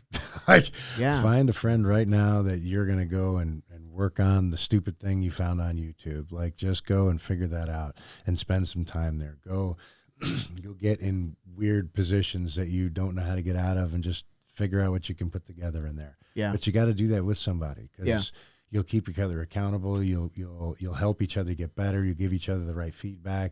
You'll both figure out the bullshit at probably at about the same time. You'll kind of call each other out. Yeah. So, you know, so Brian was that guy. Brian. I love that guy. Yeah. He's wait, which Brian? Griswold? Yeah. Griswold. Oh, man. You know, I didn't know his name was Brian for like a year. Dude, he's awesome. I just called him Griswold. Yeah. He's the best. He He's is such a good person. Yeah. Like, and he's obnoxious and ridiculous, but dude, just like and a great freaking guitar player too, man. Is he really? Yeah, he's in a great band. He sandbags. He's like, I'm a Awesome. closet guitar player. I barely play, Awesome. and he's up there Oh my shreds on gosh. stage, bro. That's so cool. I love that you said that though, because I tell my students that all the time. Because you know it's not easy to get up at 4:30 in the morning to do jujitsu. So I tell my students that all the time. Like, listen, when you guys don't feel like coming in, I want you guys to remember that you're somebody's favorite training partner. Yeah. That's good. I love that. That's and cool. if that guy shows up and you're not there, what's up? I'm totally stealing that. I'm going to use it before this drops. That's really good. It's about time we get you on the podcast. Yeah, man. How about you? What would you do differently? As a Very white belt? similar to Cabay. I feel so. I'm very competitive. I was that white belt that was not going to lose. I was that white belt that I submitted that blue belt today. I submitted that purple belt today. So I thought, because I was submitting these people, that I should get my belts, that I should get my stripes, that Felipe Fogolin should acknowledge me. Yeah. Right? And it took me 3 years to get my blue belt. And I was like, what the hell? And I feel like now as a professor, as a mentor, as a coach, I would go back and tell myself, embrace your journey. Yeah. Yeah. It doesn't matter that he got it in 2 years. This is your journey. Yeah. Just embrace it. And now that I look back at it, I'm so grateful that he sandbagged me. Yeah. Because when I got out here to Arizona and people saw this purple belt, I wasn't a purple belt. Mm-hmm. Yeah. You didn't There's feel something like to that, man. Yeah, there's something to it. There is something to that. And that's what you want. You know what I mean? For me, everybody who's promoted me has the same mentality. When you go somewhere, they're going to be like, yeah, that dude's a blue belt. That For sure. Not, hey, man, where'd you get your belt, bro? For sure. You know? And you can, I don't want to say dominate because that's not what I do, but you can handle yourself on the mat and still be playful when you go to other places. Like you can, man, he's tough, but he's a cool dude. Yes, you know, you don't have to be. You can Right. still be playful Right. because And I pride myself in being that dude. 100%. Yeah. If I could go back and change one thing, I would have listened to Paul earlier and not try to just learn shit to win tournaments. I was just trying to YouTube and take private lessons, and man, and I just want to win the next tournament. I went, a good year and a half without losing. Yeah. And because I was putting the time in, I was blah, blah, blah, but I wasn't learning the stuff that I should have been learning. I'll give you an example. First time I lost after a year and a half, I was a purple belt. My first tournament purple belt. It was Jiu Jitsu World League in LA. I beat my first two guys. Third dude, Clark Gracie, purple belt. Scott, I can't remember Scott's last name. Tough dude. He was our kids coach. I was a kids coach. It was like let's go, baby. But he's watching a dude on my side of the bracket that's watching him because they were just killing everybody. And I quietly came up and I beat that dude on my side, and now I'm going to fight Scott. So Scott I wasn't even on his radar. Nope. We started out, it was pretty close at first, and then I got mounted and I couldn't get out. And then time's expiring. I got nothing to lose. I got to explode out of here. Next thing you know, I'm armbarred. First time I've been submitted in competition. And I sat there on the side. I'm like, oh shit, I'm in trouble. I can't escape mount. That's a big deal, dude. That's a big deal. And I had every opportunity to practice that. For 5 years, I had plenty of opportunities to practice that, and I never took it. I really wish if I could go back as a white belt, I would just start mount, back, side control, all that shit. Defense first. That's Learn the most important thing. Don talks about it. The path to offense is through defense. 100%. It's so accurate. If I could go back and do one thing, that would be it. So accurate. Yeah, man. Right. But so can I just say that? Of course. I love that you lost in a submission rather than just sat there and panicked and waited for the end. Good point. Yeah, I mean, I had nothing to lose at that point. I was behind. I was mounted. You know what I mean? I'm already mounted in front of all my peers. What am I got to lose, right? But I exploded out of it, got armbarred. But he was good. He still is really good. But yeah, I mean, there's, and you at that point it's like, what do you do? Like, well, you got to dumb it down, right? You got to back up and go back and do that kind of stuff. But how many people out there don't? You ever roll with somebody who's doing shit they don't need to do? All the time. Right? Most all the time. I mean, we got a school full of white belts. Yeah. And if we don't help them correct that, they're going to be that purple belt that is doing shit that they don't need to do and ends up getting mounted like I did. Well, but isn't it the whole process of life in general is to kind of find the things that need to be done and do those rather than wasting your time on the things that don't need to be done? And that's the same process of jiu-jitsu. That's what makes you better. I mean, there's even a quote of one of the old school Gracies mentioned, you gotta, what do you do? You gotta know more to do less in order to win or something. Yeah. Maybe it was, I think it was Jean Jacques Machado. Okay. Yeah. Okay. Well, close. They were cousins, right? Yeah. Yeah. Like that. But so that's a really good point, man. And I tell the folks that are going in for our new student orientation, like if you roll with a higher belt, you're probably going to be taken care of because we are the laziest people on the mat. We want to do this. We want to get the same effect with as little effort as possible. And that's kind of the key, right? That's the idea. Yeah, that's the idea. Yeah. And you should feel safest with darker belts, especially as a newer student. If you're at a good academy, a good school, the darker the belt, the safer you should feel. And it's not that you should not be getting submitted a lot. You should. But when you're getting submitted, it shouldn't feel like, whoa, I'm going to get my arm broke. Yeah. You guys want to sit here and talk shit about Vinny for a while? No, he can probably hear me. He's going to start showing up to my classes and kicking my ass. Yeah, man. No, it's something that I really preach, and I'm not afraid to say it. Like I made a mistake, but I course corrected, before it was too late. So. Well, that's what all this is. You can't continue to make the same mistake over and over and over again. Especially if you want to win. Yeah. You have to accept your flaws and correct them. Yeah. Yeah, man. So I'm very curious about the fight game because there's so much that goes into MMA. I mean, it's like, what would you say your strength was going in? Like fresh, like just green. What was your strength? And what I mean, like, you know, of the boxing, kickboxing, jiu-jitsu, wrestling, stuff like that. Kicking. I loved kicking. Yeah. When I would kick somebody, I felt it made me feel fantastic, you know. And my jiu-jitsu was always good too. I mean, I think I think most of my wins are by submission. Wow. I'd say almost all of my wins are submission, except for one or two. One. What was your go-to? Like you go on the back and choke them out? I take the back yeah. and rear naked. You know? Yeah. I mean, I've got a heel hook. I've got rear nakeds. I've got triangles. I got arm bars.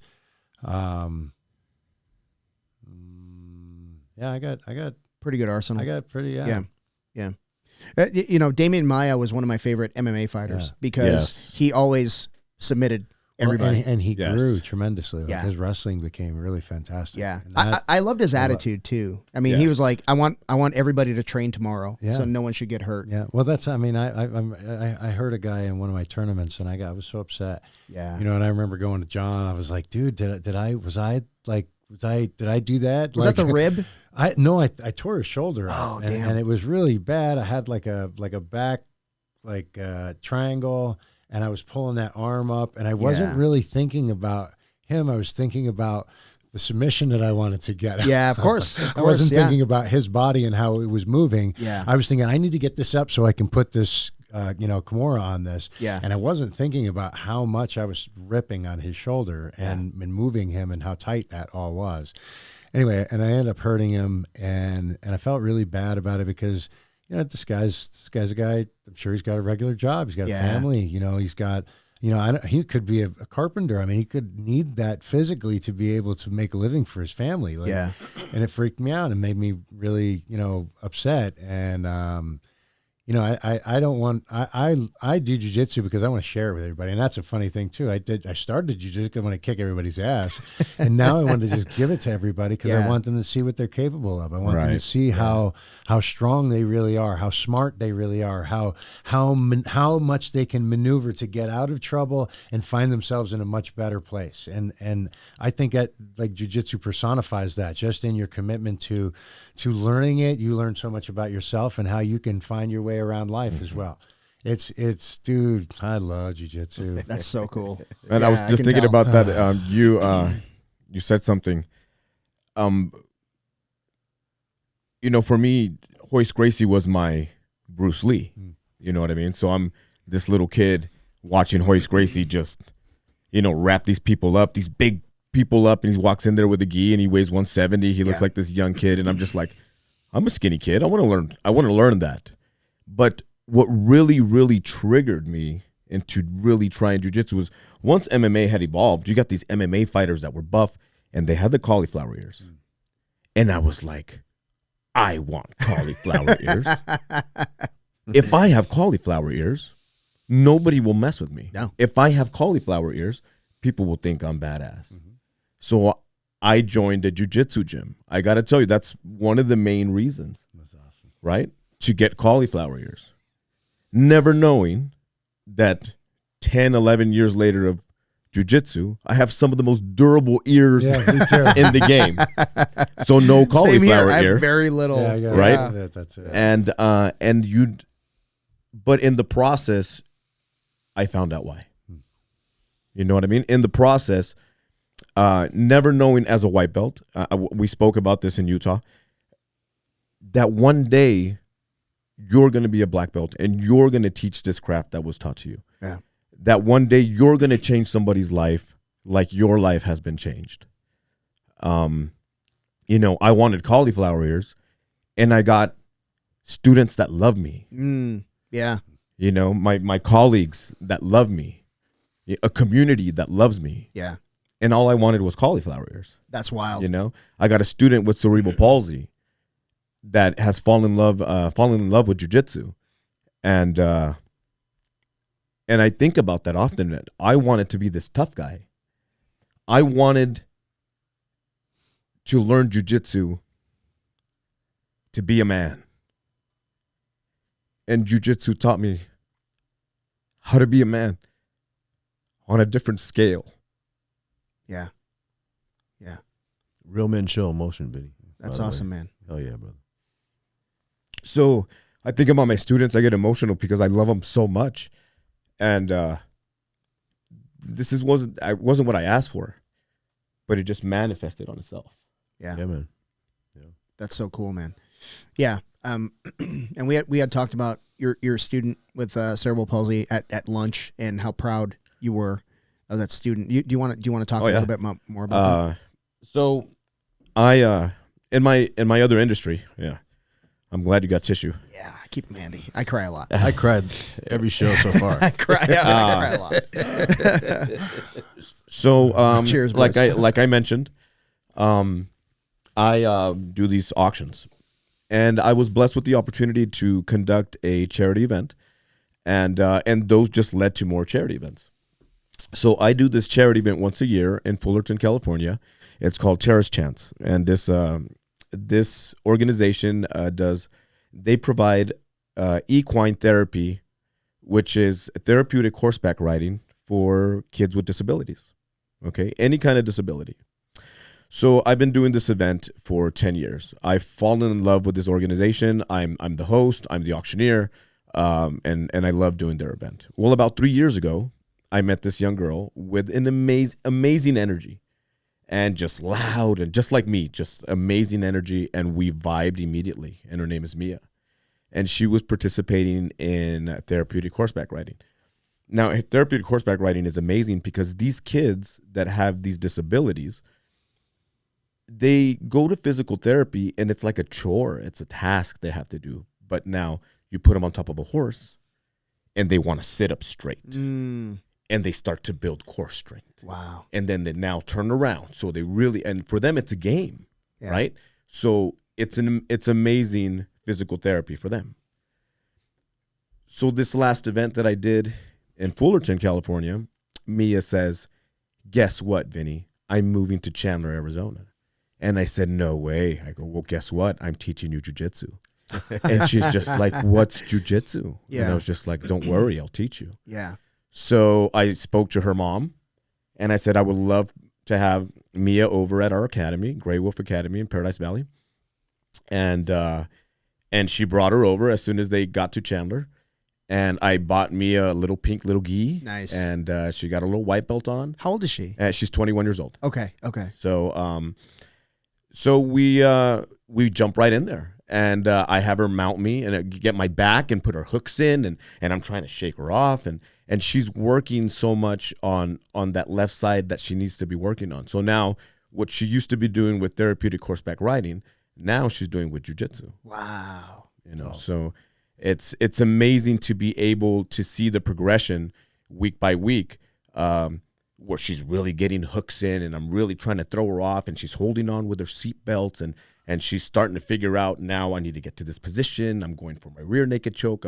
Her favorite choke is the bow and arrow, like Cabay. Nice. So that warms my heart a little bit. Yes. So and it's amazing. It's a beautiful thing. It's just like I was saying. I never knew that this is why I started jiu-jitsu, and now it feels like this is my calling. Yeah. I was supposed to teach jiu-jitsu to Mia and the rest of our students. Yeah. And this is gonna make her life so much better. I keep telling my students, you never know, you'll become a professor someday. Yeah. And you're going to be changing lives, and our legacies get to live on forever. Yeah. Not only mine, but Cabay's and Felipe's and everybody else. Because of this thing that's bigger than all of us, that has changed us and shaped us in so many amazing ways and continues to do so. And it's truly a gift. Yeah. Mm-hmm. To be able to share it with Yeah. other people. I had before I got my brown belt, I had always had this thing about like the people that I wanted to be around, and I would like recruiting people. I was always recruiting my family, like more people for my family, and that I wanted like an army of people who loved me and who I loved and who we take care of each other. I got my brown belt and I started thinking about it. I started like looking at you guys and, seeing what you guys are doing with your schools and stuff. And I was like, oh my God, that's exactly what this is. You're like legitimately creating like a bunch of people that you're giving something beautiful to. Yeah. They're loving it. And you guys you're taking things from them, you're giving and taking, you're building these beautiful relationships, and you're always going to have this connection to this person for the rest of your life. Right. And and there's always going to be positive connections between you, and it just spreads, and it infects everybody that those people interact with, and on some level you're a part of that, and it just and it doesn't have to be. It doesn't have to be a black belt or a brown belt standing in front of a class giving this like lecture and giving this like a lot of detail in a technique. It could be two blue belts exchanging like, hey, how did you catch me? Yeah. You know what I mean? But that communication is something that hey man, you got mats in your garage? Required. Oh, as a matter of fact, I do. Can we work on that next weekend together? Yes, and that's your tribe. Yes. That's those are your connection. people. Yeah. I always talk about Nick Flores. Yes. Yeah. I was a white belt. He was a blue belt. I was green. Nick is a violent He grappler. is a violent man. But I remember what he told me once, and I'll never forget that. He probably doesn't even remember telling me this. But we were at an open mat, and we rolled, and of course, I got destroyed. But we rolled, and we were talking after. And, you know, Nick has a real good way of just taking interest in whomever he trains with, right? I mean, he just... I don't know. There's something about like caring human he being. is. He's a caring He's human. very Genuinely. kind for how much violence is He will inside of him. destroy you, but afterwards you're friends, Yeah, he's right? a really good guy. And as but long as you try. yes, And that's where I was, that connection that you make. He reads you. He sees who you are. Yeah. And you guys share that connection. That's beautiful. yeah. I love Because that. I mean, I try to be violent. It usually backfires, but anyway, especially with him. But I remember him telling me. He said, "If anybody passes your guard, they better be bloody." And I'm like, okay. Sounds like something he would say. Okay. And he meant it. He bloodied up his wife. Remember Sarah started training? Yes. Yeah, she got a bloody nose. Like, he means it. So, yeah, shout out to Nick, man. He's a good dude. But I'll never forget that. Like, if somebody passes your guard, they better be bloody. And he didn't mean it in a nasty way. No, he meant, like, they better. Yes, it better, he did.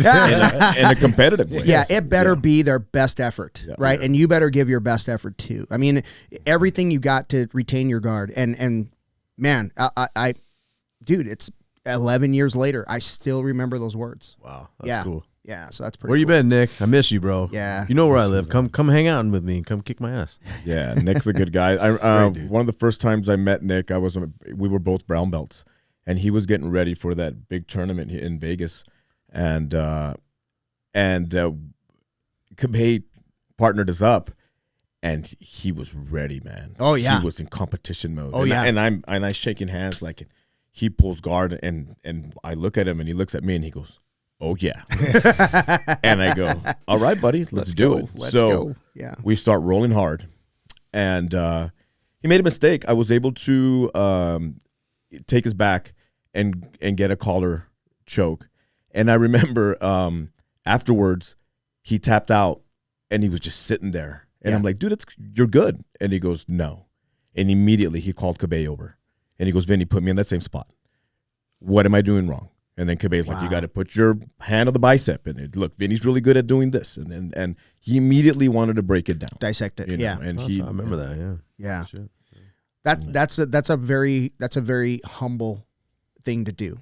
Rather than just like shake hands and all right, let's whatever. Really, yeah. That's and that was on a Friday. So on Monday, when I show up to class, his wife goes, "Fucking Vinny." All I heard was "fucking Vinny" all weekend long. That's awesome. So I go up to Nick. I'm like, "What's up, buddy?" And he's just like, "Dude, I can't stop thinking about that round that we had." Yeah. And I go, "Nick, you gave me your back." And he goes, "No, I gave you my soul." Oh shit! Wow. Yeah, that sounds like him, man. There's no doubt, dude. I mean, he is a fighter, man, to his core. He is a fighter. I don't know what he does for a living, but I don't know, man. I think he might be Batman. Yeah, he Yes. might be Batman. That's that's a good way to put it. Yeah. I think you're right. Yeah, no kidding. No kidding. Hey, another topic that I wanted to cover, man, or we wanted to cover was we teach a lot of people that have some sort of, trauma in their life, and it could be mental, could be physical, stuff like that. We actually had a coach's training not too long ago on how to deal with like anxiety attacks, stuff like that, because they stem from different stuff, right? And how do you guys deal with like I'm not talking like physical trauma. Obviously, you call them medics, right? But like mental trauma when you're teaching folks on the mat. How do you identify that? How do you address it? Fortunately for me, I mean, listen, Cabay opened his doors.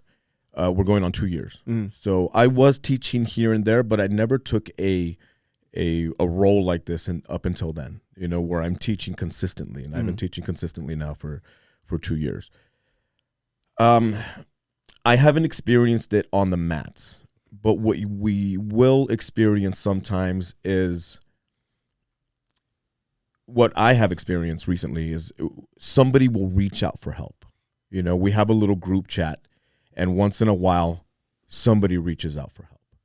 And I feel like in that aspect, it's great that we have those little group chats where we can bring ourselves up. Where sometimes you need to hear from your boy. And you just need a pick me up. So fortunately for me, I haven't experienced like an anxiety attack on the mats, but I do feel sometimes that somebody's low, and I will always go and check up on them. What's going on? You're not the same. Everything good? Once in a while, I'm just tired, whatever the case may be. Or once in a while, it'll be something major, like our student Josh, who has a bone infection. So and when that happens, I find the best remedy, the best medicine is just to put him through the ringer. All right, man. There's 5 minutes. Boop. For the next 5 minutes, all you're going to think about is surviving against Vinny the Bull. And everything else outside of your world is going to disappear for these 5 minutes. And afterwards, it's like, you were right. And they're trying to catch their breath, and they feel very grateful. Yeah, that's cool. That's cool. How about you?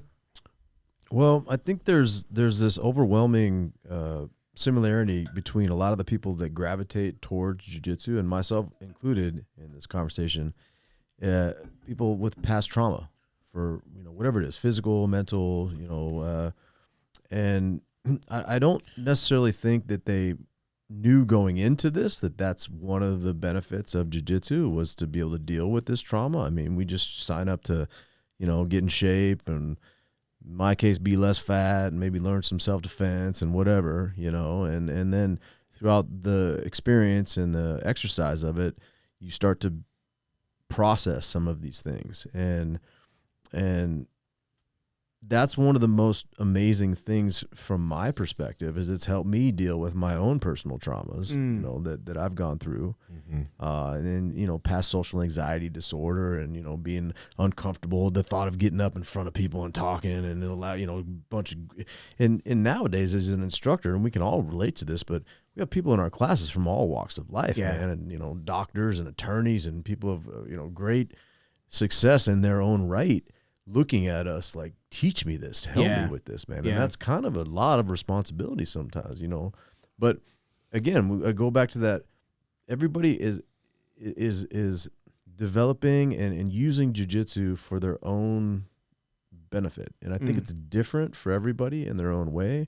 But back to that trauma thing, for whatever reason, man, there's so many people that come to me that coach, man.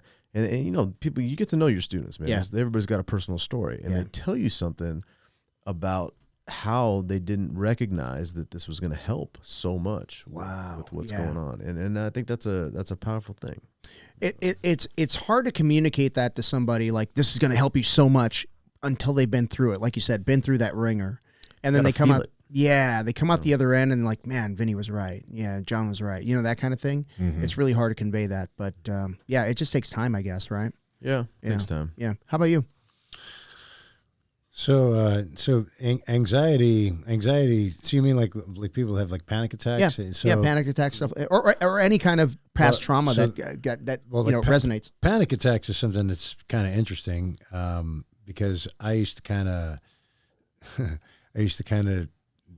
dismiss people that would tell me that they would have these panic attacks and they couldn't handle like being in big situations and they couldn't catch their breath, and I'm just like, come on, dude, like just logically talk yourself out of this. This is fine. You're going to be fine. Yeah. And then I started having panic attacks. No shit. Oh, really? Yeah. Oh, it was bad. It was right after the time where we met. And I remember I couldn't get through like a 3.5 minute round where with any intensity, I would have to like separate myself and go out. I'd take my gi off. I'd have to like totally calm. Like I thought I was going to die. Wow. And I thought I was going to die, like not, I've been in some uncomfortable situations where, my breathing was out of control and I was concerned about it, but I always was like, nah, I just got to talk myself down. It'll be uncomfortable for a few minutes. I'll make it through. I didn't feel like that with this. It felt like my nose was closing off. All my breathing capacity was ending, and I would hit the floor and I'd die. Wow. And having to, realize that that's not true. You know what I mean? But it couldn't get to that point while I was having this problem. Yeah. And so now whenever I see somebody who's having a real hard time, I used to kind of try to push them through the round. No, you're not having a hard time. I'll ease up. You'll be fine. Yeah. I just kind of keep them going through it. I make sure that they get up. I make sure that they're breathing right. I talk them through that. I calm their breathing down. I talk about, hey, we're okay. Everything's cool, and I try to just break down as much of the logical concerns that they can have and let them know that they're in the safest place that they could be in. And I think that works for any of those situations, because I think a lot of those panic attacks come from relating to those past scenarios and connecting that and not feeling like they're safe, not feeling like they're with or around people that are really looking out for their best interest. Yeah. And as a coach, we want to make sure that we're loving our people more than anything else, in my opinion. Yes, I want to push you hard, but there's a time to push you hard in my, in certain situations, but I want to love you. I want to know that you are going to be okay. Yeah. Yeah. So, but up until I started having those, those panic attacks, I would be like, come on, dude, you're going to be fine. Yeah. But dude, it's real. It's real scary. Yeah. And, talking about, being part of that community and having that reassurance, if you're on the mat with me, with us, you're probably, 0.1% of the population, and we're all we got. Yeah. Like, you're one of us. Yeah. Right. And I don't care. Take care of each other. Yeah. I don't care if it's day 1 or, year 20. Like, you're one of us, and I take that very seriously. Like, you're one of us, therefore we will take care of you. Yeah. And you don't have to run away. You don't have to be embarrassed. You don't have to be shy. You can be you. You can cry. Don't throw up on the fucking mats. But you can cry. You can do anything you want, right? Just don't be embarrassed, because you're one of us. I really feel that, with everybody that's out there, because there's so few of us, and it's a shame. I hate to bring up like the old days, but it's a shame like how some people came up where no one gave a shit whether you stayed or you left. Yeah. No understanding how much jiu-jitsu had done for them, they still did it. Yeah, I don't understand it, and it's just a different time. It's just a different time. I get it. Yeah. I came in at the tail end of that. Where me too. Yeah, where it was still like a bunch of sharks waiting to kill you, but. Oh yeah. I never felt like an outsider. You know what I mean? Like I didn't belong. It was pretty quick that everybody embraced me. So I make sure that, I try to embrace everybody. And it's hard when you start getting into the hundreds of people, but it's still doable as a community, right? I mean, you're still one of us. It's honest. You can't fake it. Like we were talking about it at lunch. And so it will bring you out. Yeah. And good, bad, or otherwise. And hopefully, if you have some trauma or you have some past experiences that you're trying to work through, keep training and go through not that. Alone. You're not alone. Yeah. There's so many of us who have had to go through hard times, and we've leaned on one another in a lot of situations. Every time. Yeah. And we've shared some of the shit that's happened to us. I'm not ready to talk about that yet. Yeah, me neither. Yeah. Maybe someday. Someday. Yeah. It's only our third podcast. Yeah. Mine anyway. It's like 75th. Yeah. 75. 75 today, man. This Amazing. is awesome. Yeah, this is awesome. Yeah. 75 and without Tojo. Gosh, it's a good day. It's a great day, boys. He's probably forging a knife in his backyard right now. He probably is. Yeah, forging a knife out of an old dog that he found. I don't know. But an old bone. No, I love the guy. We actually did one yesterday, so that was 74. So yeah. Awesome. There was something else that you wanted to talk about, John. What was it? Kids. Oh, kids program. Yes, the kids program. How can I forget? Yeah, just wanted to mention. So I took the kids program over recently. Alex, my first kids instructor, moved to Alaska, and we still talk all the time. He's got a little jiu-jitsu club going on out there man, at his local high school. We had to kind of partition the city council and kind of go through he's done a lot of good. and it's a volunteer thing. It's great. And then but I took the kids program over 100% recently, and I didn't want to do it originally, but I now I meditated on it and I got over it in my head and I love it. It's so amazing to see these little kids, but I don't have a bustling kids program yet. Yeah, yet. And so I just wanted to. I personally am focusing on that because we talked about this at lunch a little bit too. Whatever you put your energy into is going to thrive. It's going to grow. And I haven't put my energy into the kids program as of yet, but as recently I've really wrapped my mind around it, and I can't wait to see where it goes. It's going to be great. Yeah, it's going to be great. I mean, we went through a lot of changes recently, and the kids program is starting to grow again. And one thing that I love to see is just kids having fun. Just kids having fun playing jiu-jitsu. You know what I mean? There's a little trash talk, but it's all in good fun. It's not mean. Yeah. And I can't stand when kids are mean, so I really check that stuff right away. But seeing a mat full of kids all laughing, having fun, just learning some stuff along the way. Yeah. That's really where it's at, man. And the kids program relies heavily on our relationship with the parents. Yeah. Oh yeah. They're really, I mean, that's the key to it, right? And you're a kids coach as well, aren't you? Yeah, yes, you're a kids coach as well. Yeah. So tell me about your experience with the kids coaching. How did that come about? How'd you start? Yeah, let's see. So I told Paul that I wanted to do that I wanted to teach some classes. Yeah, big mistake. And he was like, let's start with the kids. Do I have a deal for you? And he was like, well, I was thinking about maybe putting some mobility classes. I was like, oh, okay, let me hear what you have to say. Yeah. So he started talking about that, and I was like, I love that. And I said, but I want to teach jiu-jitsu. He goes, oh, you want to teach jiu-jitsu? And I was like, yeah. He goes, I don't have anything right now, And then like a couple days later, Leslie mentioned something about the kids program, and I was like, I would be all about that. She goes, I thought you would. I was like, I definitely do that. Yeah. And yeah, so that came about that way. And I started, and I love kids. I've always loved kids, and I love jiu-jitsu, so it works out pretty good. But the kids are challenging. Yeah. And they're challenging on a lot of levels, and to me, I think it's the best check on being a coach, like on being an instructor, because one of the things that I really felt that I needed initially was a response from my audience, was like some like absorbing the information, like a head nod, like some kind of, yeah, I get you, and children just, they just stare at you. They're real. They're just like, huh? Whatever. Yeah, not interested, bro. Yeah. And do better, coach. Yeah. And so like you got to throw some entertainment in there. Yeah. There is no like, no, you can't do it this. You got to do it. Like you got to be sure what you're saying. Yeah. And if you're wrong, just run with it. Just keep going. Just keep going. Yeah. Pretend you're right. That's it. Yeah. So, yeah, it's fun, and when you see kids that we've got a little girl that came in a month ago, probably just about a month, and she just looked like she didn't want to be there, like the whole class, but she was doing what I was asking her to. Yeah, really sweet girl, When it came to rolling, does not want to roll, doesn't want to do it. And I'm like, that's okay, will you roll with me?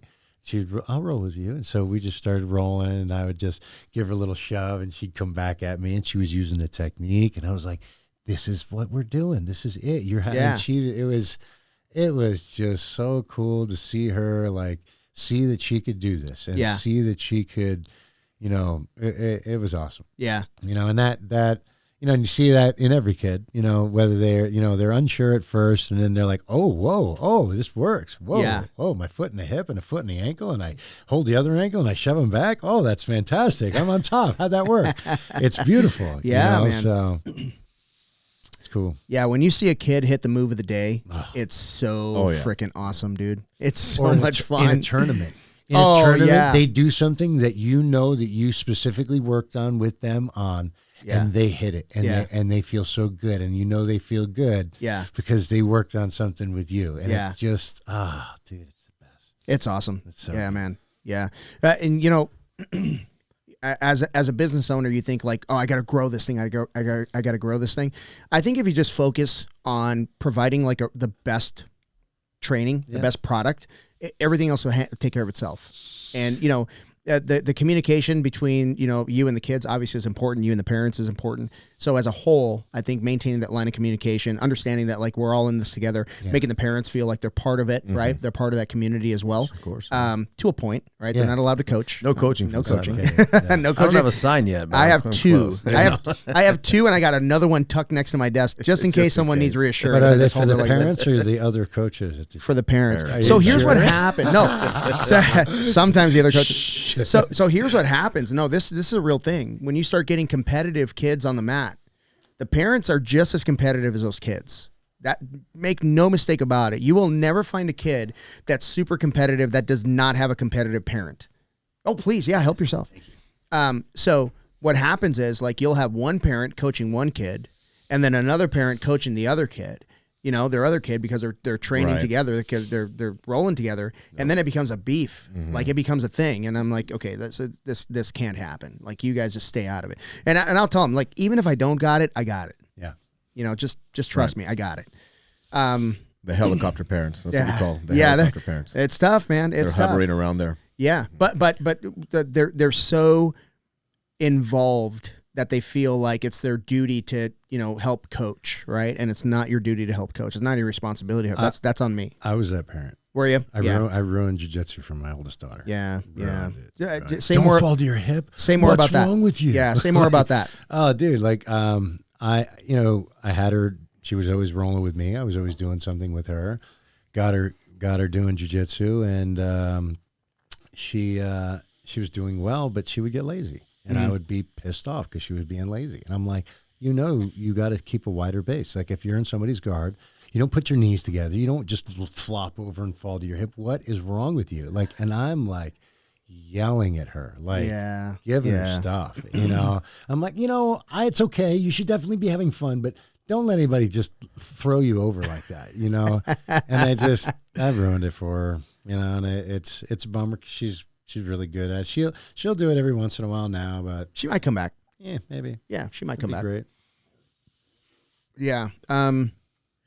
That's a tough one. I was never in that position. I was always like, if my kids played soccer and they have a coach, go talk to your coach. Yeah, good. Yes, I know soccer. I can coach you, but I'm not your coach. Yeah. Go talk to them. Now, if your coach messes up and says something that he shouldn't say, or he's drunk or whatever, talk to me. Other than that, go talk to your coach. You must have grew up in Arizona. I grew up in Texas. We had drunk coaches in That's Texas. what I was gonna say. You grew up playing sports. Yeah. Like you grew up understanding that. 100%. You know what I mean? Yeah. And that's so big. And a lot of I think a lot of parents, myself included, I didn't grow up playing sports. Yeah. You know, I didn't grow up understanding that community or that exposure or that, you know, even just like. What did you grow up doing?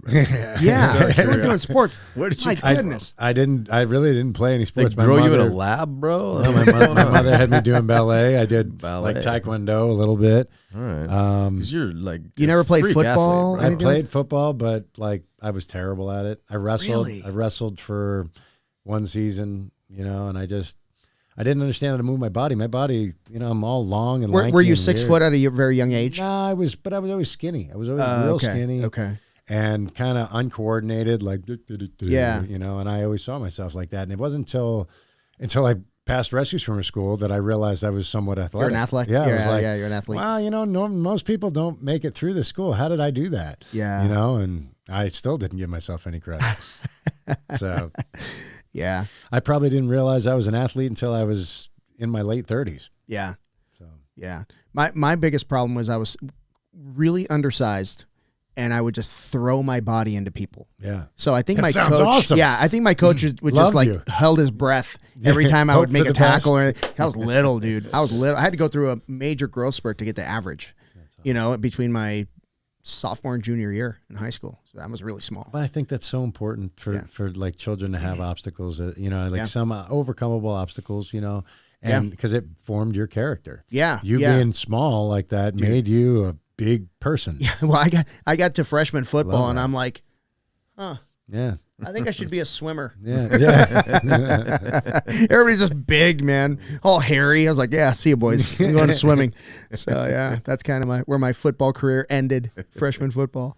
Yeah, man. But yeah, so when you're coaching kids, one really good piece of advice that I got when I was coaching kids is I trained under Josh Rodriguez, and he was our kids coach at Nava's when I was there, and I helped him. I helped him with the kids program. And when I was taking over the program, he gave me some great advice. He's like, just teach jiu-jitsu. Don't treat them like they're stupid, because they're not. All right. And I'm like, okay. That just freed my brain, because, is this too much? Is that too little? Yeah. Just teach them jiu-jitsu, and they will pick it up. It's like a language. Kids pick up languages. Jiu-jitsu is a language. Teach them the language. They learn learn so much faster than adults. 100%. Yeah. And you need to have high expectations for them too. Yeah. Like, you have to have an expectation that Set they the will bar. get this in, and they don't have to get it in that class, but they do have to realize that they're capable of it. You know what I mean? And get at least close to it. Yeah, and the big thing, what I mean about the communication with the parents, is they have to understand that it took me 4 years to figure out a technique. Yeah. It didn't click until 4 years later. This is not an overnight thing. This is not like, I hate to use other sports as an analogy, because those are very technical as well. But it's not like trying to figure out how to, Throw a punch. throw a punch. Yeah, exactly. Well, that's a very funny analogy, because I use that very, very regularly. Okay. Boxing, you feel very successful very early. In jiu-jitsu, you feel like you suck still. A lot. Yes, a lot. And where you're hitting a bag. Yeah, just hit that bag. But as you get better at striking, you realize how bad you suck after you understand that. How vast the difference is from being. Bro, if you have no arms and no legs and you're hanging from a chain, I will beat the shit out of you. Yeah. Other than that, I'm gonna lose. It's like, chances are you're gonna knock me out. It's interesting. It's a lot. Yeah, it's complicated. Yeah, and understanding, like, even like you said, you feel like really successful really early. And in jiu-jitsu, I think the parents need their kids to feel that successful that early, and it's just not going to happen. Well, and they shouldn't. Yeah. They should face an obstacle to overcome. It's good for them. It builds their character. It shows who they are. Yeah. It shows they're willing to get what they're looking for. Yeah. Yeah. And I think that's what we provide as coaches for the kids. And it's important to find that balance, to be a good coach, be a good mentor, but also to add to what you're saying. Dude, when I got to Arizona, I went to 4 different gyms before I found Nava's, and it was all about the vibe. Yeah. You know what I mean? Because I went to a bunch of different jiu-jitsu gyms, and I was a purple belt ready for my brown belt, and I was looking for the same kind of vibe that I left in California, and it wasn't until I went to Paul's that I was just like, man, this is the vibe. Did it match the other vibe, or was it like a new vibe that felt right? It was a new vibe that felt right. Yeah. It was a new vibe. I mean, nothing's ever going to match Orange County, Felipe Fogolin, what he's done out there. Yeah. That's an amazing academy out there. But what I found at Paul Nava's was magical. Yeah. And they embraced me immediately. Yeah. And it was immediate. It was like, Amber's like, you need to meet Cabay. Cabay's like, you need to meet Paul. Paul's like, I already met this dude. So I felt it too, man. I walked in there, and these guys genuinely were so happy to see another purple belt who had a little silver in his face. I was. And then they kicked the shit out of me. I mean, just tried to murder me, the whole class. And then afterwards, they were really, hey, man, that was awesome. Please come back, man. But it felt real. It was, you know what I mean? It was genuine, and that's what I needed at the time. And then I didn't see him for 2 weeks, and I'm like, hey, Paul, what happened to that guy? The guy that showed up, and he's like, oh, he fell off a mountain bike. I'm like, what the fuck is he doing on a mountain bike? And I think I reached out to you on Messenger. I was like, what the fuck are you doing on a mountain bike? So I tore a calf muscle riding up South Mountain, trying to get ready to get back to kicking your guys' ass. Joke's on you, pal. Oh, man, that's funny. That's funny, man. But what was there was another subject that we wanted to cover. We covered Mia, which is awesome. Anything else you want to say about that? Because I don't know that you covered everything. No, just shout out to Mia. Another thing I wanted to mention, her mom messaged me last night, so I'm supposed to have a private with her tomorrow. Okay. I went to vacation to Cancun, came back, so she missed that week. She went to Singapore for 2 weeks, now came back. But here's the deal. So Mia is a sweetheart of a child. I shouldn't say child. She's 21 years old. She's a sweetheart. But she has some sass. definitely has some sass. Yeah. And I've noticed it. So after jiu-jitsu, her mom's like, listen, we're still are going to do our laps. I want us to run, we're going to do our laps around. They have this little area where it's like, it's either 1 mile on the inside or 3 miles. So Mia starts to go, oh, I don't want to. And, you can start seeing the sass. Yeah. So I get Mia and I'm like, Mia, come talk to me really quick. And I'm like, listen, I know that we haven't gone over this since week 1, but I want us to go over here to the board and read that board of the jiu-jitsu etiquette. I go, this is not just for jiu-jitsu. I go, what's number 1 is be respectful and have fun and be respectful to your coaches. And I go, look, I'm your jiu-jitsu professor. Not once have you shown me any kind of sass. Why are you showing your mom sass? She's your number 1 professor. She's your professor in life. Yeah. You shouldn't be showing her any kind of sass. So her mom was very grateful, and now they take that as, listen, jiu-jitsu's, Mia has fallen in love with jiu-jitsu. Well, I got the message last night that in Singapore, she was being a sassy pants. Oh, well, guess what got taken away? Her private tomorrow. Oh, yeah. So now they're using, she loves it so much that they're using it to kind of, motivate her to do well. Yeah. And I was telling my wife about that. I was like, listen, sometimes I tell my stepdaughter, hey, if you don't do this, I'm going to take you to jiu-jitsu. That's the wrong kind of, and she's going to hate jiu-jitsu forever. Yeah. And as opposed to Mia, where she has to do good or else the thing that she loves the most is going to be taken away. Yeah. And I feel like we create that vibe. It's not only with our adult students, but with our kid students, we make it so I want to go to jiu-jitsu, not, I don't want to go to jiu-jitsu. Why are my parents making me do this? Yeah. So that's, I think it's a beautiful thing. Yeah. I mean, and like we were saying earlier, people come and go, the right people stay, and the right people that stay are the ones that want to be there. It's as simple as that. Ruben actually said something about that yesterday. If you want to be here, I want you here. Right. and well, the people that want to be there, you can feel it. And so you'll put your time and energy into them. Yes. You'll give them everything you have because you can see it in their eyes that they want to learn and they want to get better. And I'm all about it. Yeah. That's what's beautiful. Like you guys went to the promotions and you talk about how Ruben has such a great story and he has a connection with all of his students. Man, I mean, you guys already see me tear up today, but I'm a very emotional guy. And because we connect with our students, like Dean Whitmire, man, I know his struggle. Yeah. Dean Whitmire used to weigh 317 pounds. Wow. He's down to 170 now. And he did that with running marathons, but he got into jiu-jitsu to change his life. I know for a fact that he was listening to a couple podcasts. Somebody said, you need to, try jiu-jitsu. He tries it. He falls in love with it. He tore his meniscus, hurt his back, his eyebrow, split open. So when I'm giving him his 4th stripe, I get super emotional because I know the ride that he's been on. Yeah. I know the ups and the downs. So it's, as I'm explaining who I'm going to give this stripe to, I just start to tear up. Yeah. And it's that connection that Ruben has with the students, you have with your students, Cabay has with us, that it just, you never know it getting into jiu-jitsu, how powerful this is. Yeah. Yeah. And you make colleagues at work and you meet friends at work, but there's something about jiu-jitsu that just, it locks us in. Have you ever been in a place that you don't want to be and then you meet somebody that does jiu-jitsu?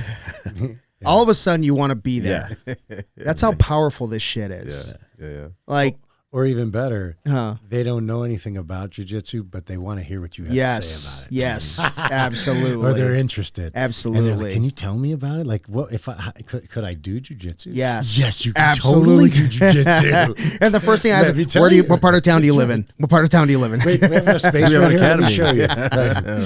Yeah, dude. But yeah, it's like, I remember being in Mexico. and I'm surrounded by friends and I still feel alone. Like I'm not with my tribe. You know what I mean? I'm with good friends. I love them, but they're just, it's different. It's just a different. And then I see a dude with an aggro fanny pack. He and I talked for the next 3 hours. We just drank and talked for the next 3 hours. Want another shot? Yes, I do. As a matter of fact, I want another shot. And it was just, it's not that I didn't want to be there, but that just made it so much better. We're having somebody that just understands, like you said, given that 4th stripe with a person that's had so many injuries, so many things have to go right for you to get a blue belt. A lot of things have to go right. One thing goes wrong, you're gone. And that guy, Dean, I've been working with him just on correcting. He hurt his back probably 6 or 8 weeks ago, maybe a little longer.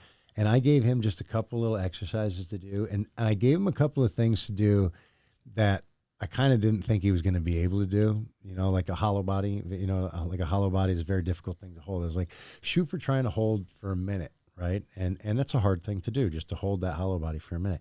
He's like, okay, well, I'm now doing like 3 holds for a minute and 40, minute 45 to 2 minutes. Because and Dean's I'm like, an animal, that's why. And I'm going to tell you what, like, I love Dean Whitmire with all my heart. Listen, I get there, we open at 5:30. I get there at 4:30, and Dean's already in the parking lot. Yeah, no, As soon as I open the doors, he goes straight to the mat. He puts on his phone. He puts on his timer. He starts to stretch. All the stretches you give him, he never takes a day off. He is so dedicated, bro. And he's just like, thank you, Brendan. Thank you, Mateus. Thank you, John Cabay. Thank you, Vinny Lopez. I mean, and he is so dedicated, and not only is he the first one in, he's the last one out the door. But it's like all that thanks, like we're not doing anything different, really that different for him than we're doing. We're for just sharing else. with him what was shared with us. He's doing it. But he's doing it. That's the difference. That's where that's where the magic happens. There's no magic. It's the people that do the stuff that needs to be done. It's all out there for everybody to figure out for themselves. Glad you brought that up, because that's a extremely valid point, because we can only show you so much jiu-jitsu in class. Yeah. A lot of it depends on what you do when you leave class. Well, and that's what I mean. Whether or not you're going to get good at jiu-jitsu. Yeah. Making the connections with your community, finding that friend to do that stuff with. Yeah. Like grow together. Making healthy choices. Yes, eating right. good food. Dude, knowing that you got to meet somebody at 6 o'clock in the morning. I'm not going drinking tonight. You can't let that person down. I can't stay up this late. I got to make sure I get into bed because I got to meet Joey in the morning. 100%. You know what I mean? And as gay as that may sound, it's fantastic. It's the best thing ever. Right. Yeah, man. But how eager are you to help somebody who's helping themselves that much? It's effortless. Yes. It's effortless. Yes. To help them. You know what I mean? Absolutely. It's the person that you got to chase down. Anybody that listen, you can't chase if someone is going to compete and I got to start their motor for them, bro, I got to manage my energy too, man. I got no time to chase you down. We only have so much energy. Yeah. I got no time to chase you down. I got no time to beg you to get to work. I got get to work or don't. If you show up in the gym and you want to get better, I will give you everything I have. 100%. Yep. But I'm not going to, after the first 6 weeks, I'm not going to call you. Just shout out to the Academy Kings. Yeah.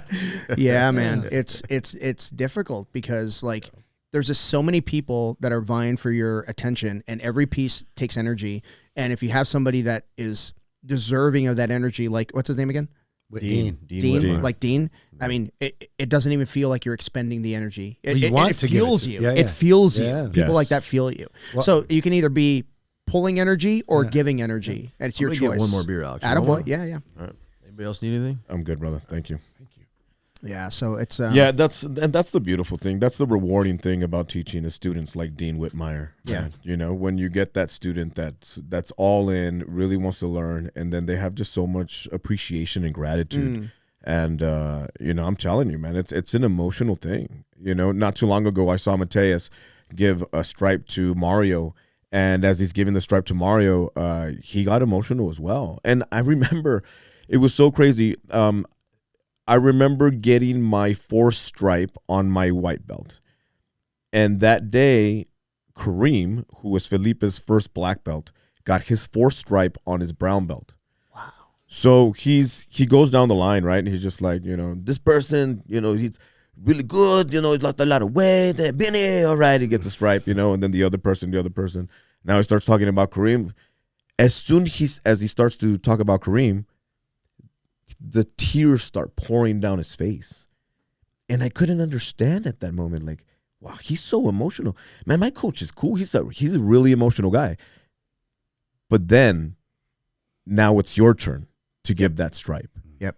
And you're like, wow, now I understand. It's an emotional thing. It's a beautiful thing. Yeah. You know, and I'm grateful. I'm honored to be able to do that with my students. That's cool. Yeah.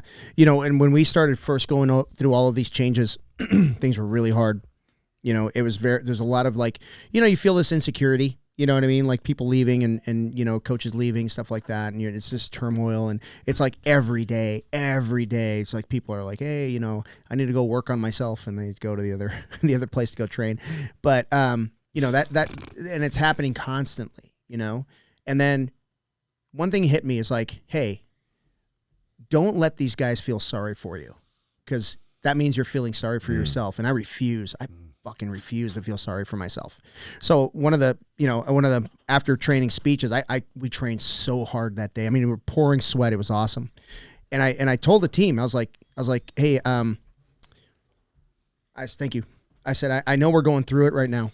I said, and I appreciate everybody's that's going through it with me. I said, but I need you to guys to know something. I don't want an easy life. I don't want to be at Thanksgiving 5 years from now saying, oh man, things were just silky smooth at the academy. It's almost boring. You know what I mean? I don't want that life. I want a hard life. I want to be able to tell a good story, because you know what? If you have an easy life, your story sucks. Mm-hmm. All right. So don't ask for for an easy story. Ask just to be strong enough to handle whatever life throws at you. And, you know, I just went on about, you know, I didn't want to like go overboard on it, but I wanted everybody to know, like, hey man, we're okay.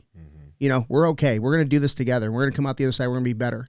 And I said, you know, it's up to you what your story is going to be in 5 years. You could be that person that used to train jiu-jitsu, or you can bore the shit out of everybody and talk about your purple belt and all that other stuff that comes with it, right?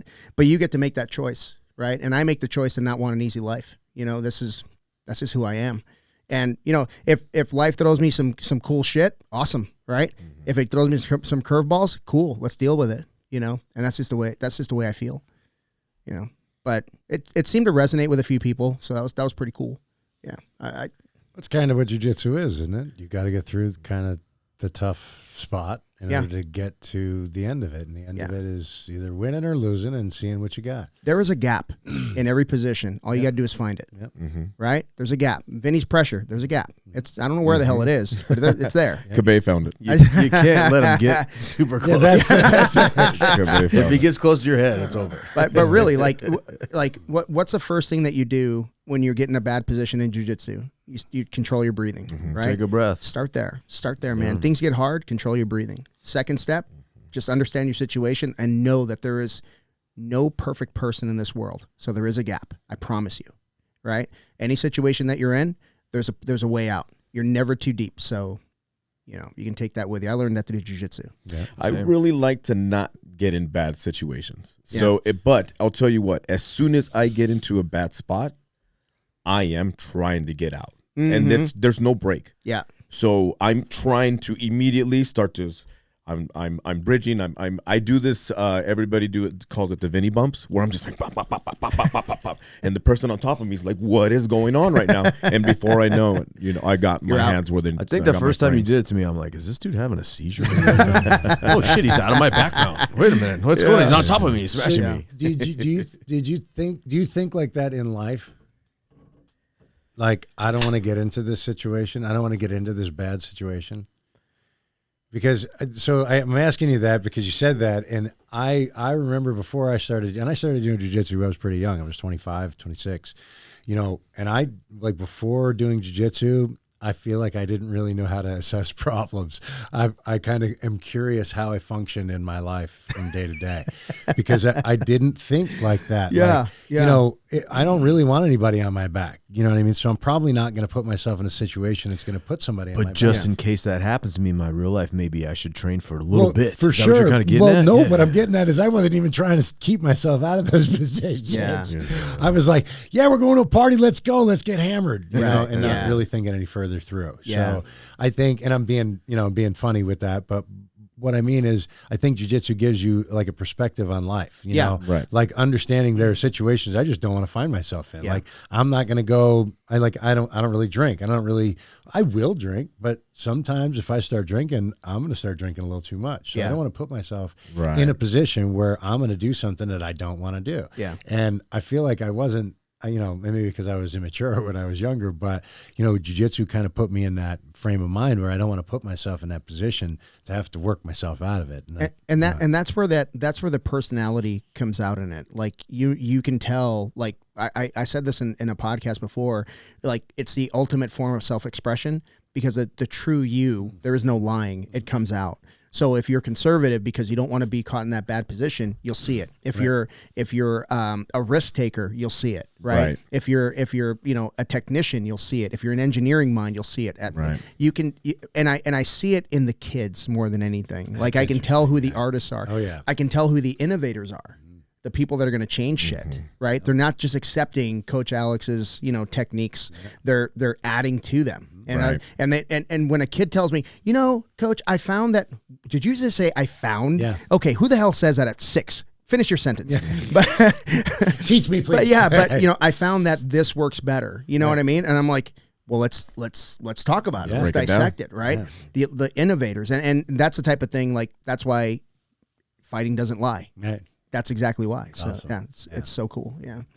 But and seeing it in kids is the best. It's the best, dude. It's so cool. It's the best because it like you're like, okay, I just mapped out your whole life. I know where you're going. I know exactly who you're going to be when you grow up. Yeah, my niece Charlie used to train with us, and she would get mad because I call her Chuckles, and she walked up to me. She goes, "Please don't call me that in front of these people."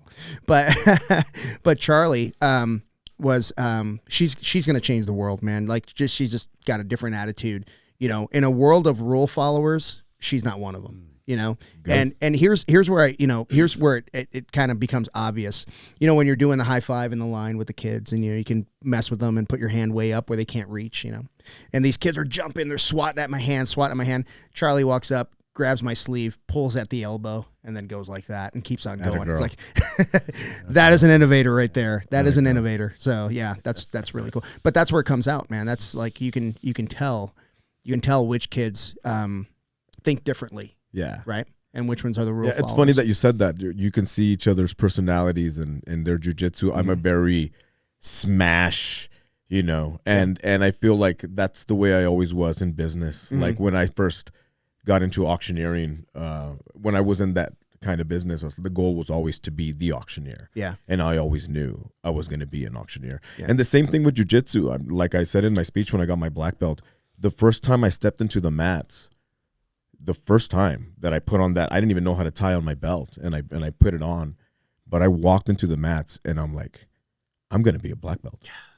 Like, this is going to happen. Awesome. All I have to do is keep showing up. I'm going to be a fucking black belt one day. Wow. Yeah. And it happened. Yeah. You know? Did you think like that? Did that? I was thinking like, I hope I don't throw up today. My first week was awful, dude. I threw up twice. That's awesome. My first week, and then I got hurt a couple weeks in, because I was being stupid, and then I came back, and I never really thought about like being a black belt, but I like when I was a white belt, I thought, okay, I want to be the best white belt in the room. That's all I thought, and then that never happened because Brendan Colonel, thanks a lot, and then I want to be the best blue belt in the room. Where's he at, by the way? He's just got married. I know he got married, and he's I don't know if he's still a travel nurse, but he was a travel nurse for a while. But all right, yeah, he's nursing, and I miss him. I miss him too, man. He's one of my boys. We started almost the same time, like same week. Yep. So me, Marcos, Brendan, and Kavika all started the same week. Marcos and Kavika. Yeah. So I'm the only black belt. Marcos has just been hanging around recently, though. Yeah, he came back. To his word, man, Marcos left to go to. He was getting his MBA, I think. Yeah. There was masters, one of the two. But masters. He works for the hospital system doing something. But he, to his word, he said he'd come back when he got his master's, and he did. He did. Yeah, he went, got his schooling done, and came right back. So that was really cool.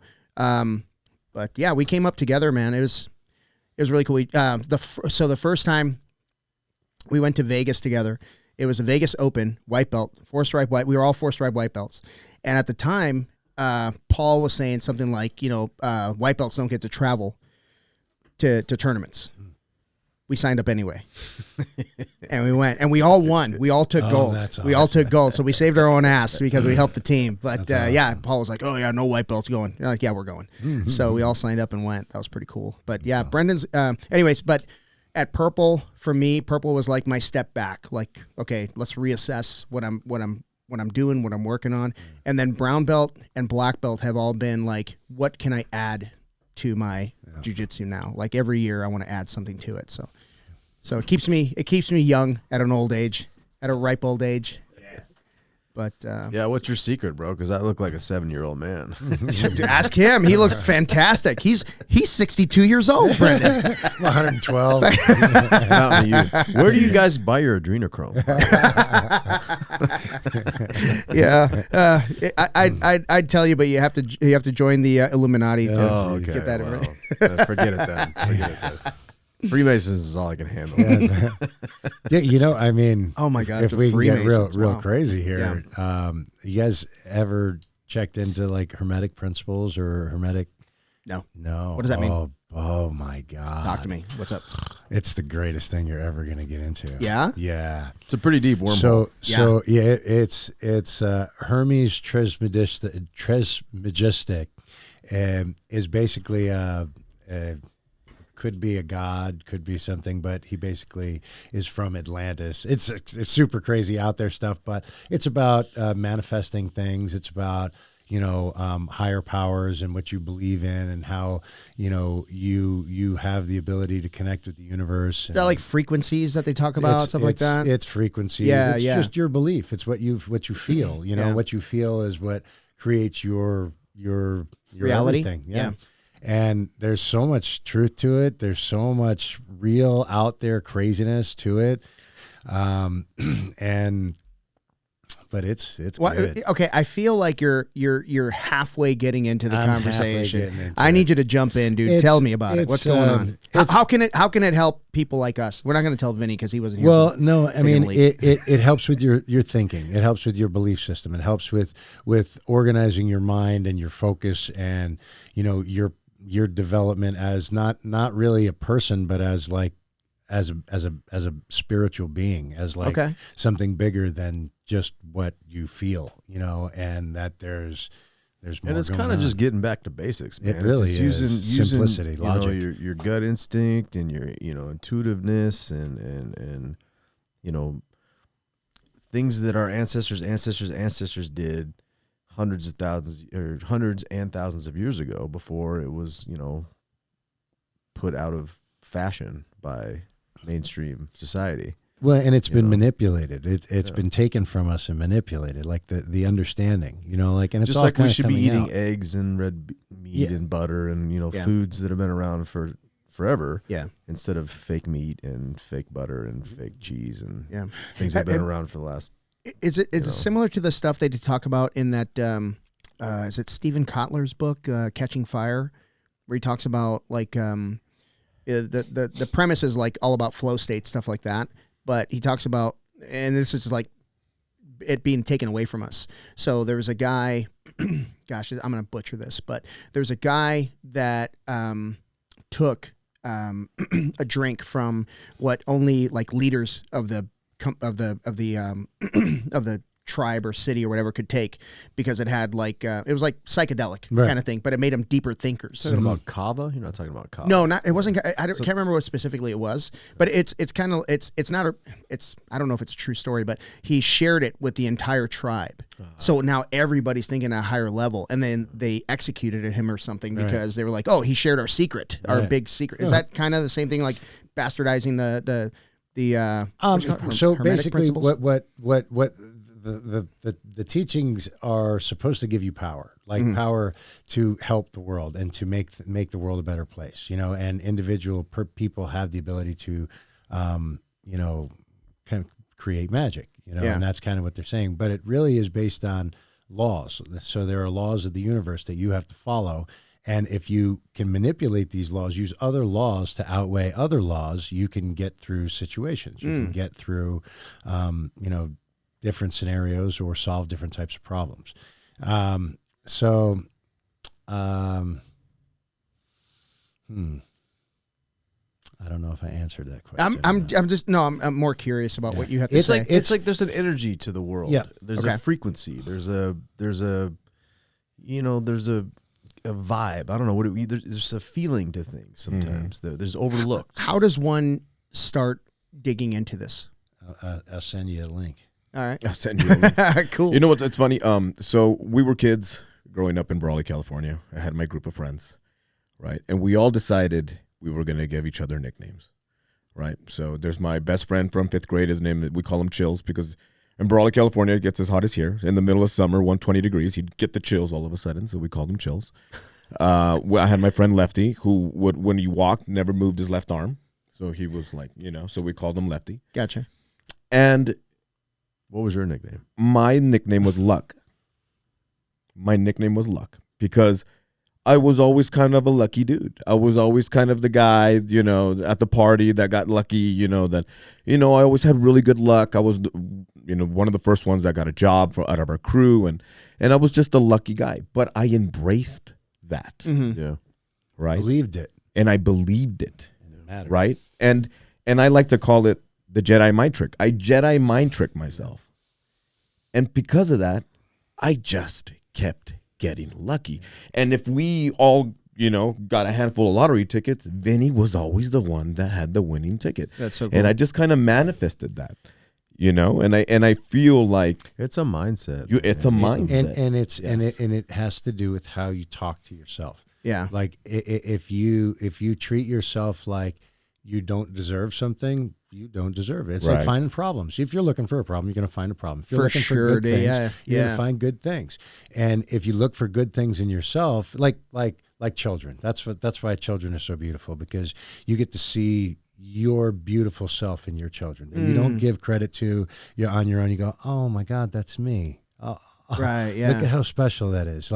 That's a beautiful thing. And I need to nurture that. I need to embrace that. I need to care about that a little bit more. And so you start treating yourself like that, and you start loving yourself, and you start, telling yourself that you're capable, telling yourself that you're powerful, that you're strong, that the things that make up the world are added to by your presence. And that's contagious. And if you believe that and you talk about it because you believe it, it's not a lie. It's the truth. Right. Yeah. Other people believe it as well. Yeah. And they'll support that truth. And it just turns into this and they'll believe it for new themselves. Creation. Yeah. You made something it's out of contagious. nothing.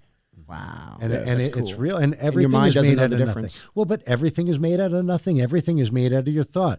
This was made. I have a thought for water. What can I keep water in? This plastic bottle. I got to figure out how to make it. Now, where are we going to put the plastic? I'm Right. sorry. I'm But- hippie. You see what I'm saying? That's your problem, not mine. This was I my know. problem. He has I've a been living leather for a long pouch. time. He has a leather pouch It's that he hemp. keeps water in. Yeah. It's not leather. That's an animal product. Sorry, I I messed eat that one red up. meat every day. A leather pouch. It's like a horn. He It's drinks made out of bull's testicles, really. It was given to me by Wyatt Earp. Oh, wait, I mean Brendan. 'Cause he looks like Wyatt. Yeah, Brendan Tierney. I was right. Or We're gonna get him like 6 shooters. I'm telling you. One Halloween, bro. You got to do it up. 100%.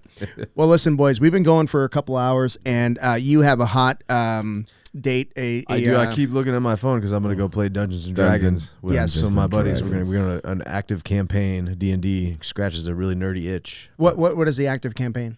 We play Dungeons. It's a role playing game. D&D, Dungeons and Dragons. There's no end.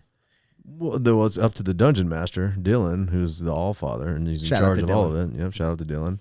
And I think we're starting a new campaign tonight. We wrapped up the last one at the last meeting. So Would you send me a photo with you with your wizard hat on? I'm not wearing the wizard hat tonight. Oh, but yes, okay. yeah. All But right. I have plenty of photos of it. I won't like put it out. I'll just put it as your contact photo. Okay, perfect. Is that cool? Yes, All right. I got Yeah. you. Yeah, Well, guys, thank you so much for doing this. Thank you for having us. It- man. it- Alex. it's It an was honor to guys. A lot to of fun, man. Yeah, it's an honor to have It's you guys. always here. a lot of fun every time.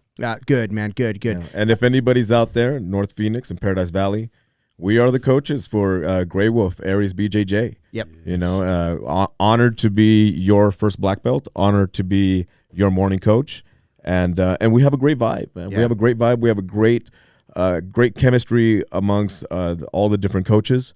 And come check us out. Yeah, man. And now that we've exposed the universe to Vinny the Voice, anybody needs any MC work out there, especially in the jiu-jitsu world, this is your guy. I mean, this guy. Ring announcer, auctioneer, and like I was telling you guys at lunch, when anybody's in a jam, you know, we had a charity event, we had a open mat where we had donations to come and roll, and then I was able to grab Cabay and say, all right, Cabay, we're going to sell Cabay. He's going to give a private lesson. You know, anybody want to give $100? Now 2, got to get 3, now 4. Now Cabay sold for like $800. Keep going. 4, now got to get 5, now got to get 6 here, now got to get 7, now got to get 8, now got to get 9 here. Now anybody else, now got to get 1,000 here, now got to get sold $900 sold.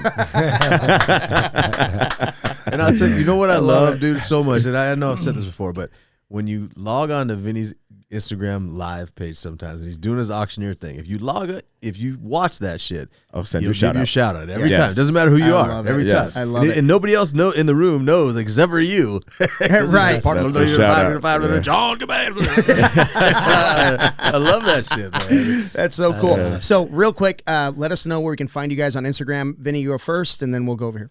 Vinny the Voice Lopez, VINNY. Vinny the Voice Lopez on Instagram. Again, you need a ring announcer, auctioneer, MC, host. I'm your guy. Right on. Brendan. Tiny shorts, tiny_shorts. He does wear tiny shorts. He does wear too, tiny shorts. folks, and that's all over his page. I have a hard time like not looking. You know what I mean? Like just my eyes are Ladies, out here. take notes. Legs. I have lovely legs. Yeah. He does a lot of stuff with his shirt off, so I'm always on his Instagram page. So how about you, John? One more time. Yeah, I know you've done it before. Yeah, Grey Wolf Ares BJJ is the Instagram page. Grey Wolf Ares Jiu Jitsu is the academy. Ares BJJ is the reason. And Alex Martinez, man. Thanks. Stop it. Yes, Stop it. bro. All right, everybody. Hey, if first I want to thank our sponsor, BioPro Technologies. BioPro has been sponsoring the show for about 3 months now, and very, very grateful for them. If you want 30% or $30 off your first order, use the promo code Foxcast and get your first order going. That's bioprotechnologies.com. Also want to thank Ares East Mesa Brazilian Jiu-Jitsu for the sponsorship. Hey. I'm a little biased. But Ares East Mesa BJJ off of Ellsworth and Guadalupe in Mesa, Arizona. What else? If you love the podcast or if you hate the podcast, please leave us a 1-star or 5-star review. We all officially have video on Spotify. I'm very excited about that. So if you want to check us out on Spotify, follow us on Instagram, follow us on YouTube, the BJJ Foxcast. Thank you guys. Thank you so much for doing this. Thank you, Alex. Thank you, guys. Right. This episode of the BJJ Foxcast is brought to you by BioPro. BioPro is an all-natural alternative to prescription human growth hormone, which aids in recovery, anti-aging, metabolism, libido, immunity, skin health, cognition, sleep, and stress. Just 1 vial per day provides a substantial boost to all of these growth factors. Okay, so that's what they want me to say.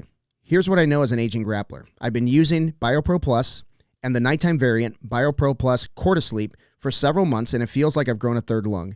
My gas tank is noticeably bigger, my recovery is faster, and I'm back on the mats much quicker, not just between training sessions, but between rounds. Now you can get $30 off your first order of BioPro when you use the code Foxcast at www.bioproteintech.com.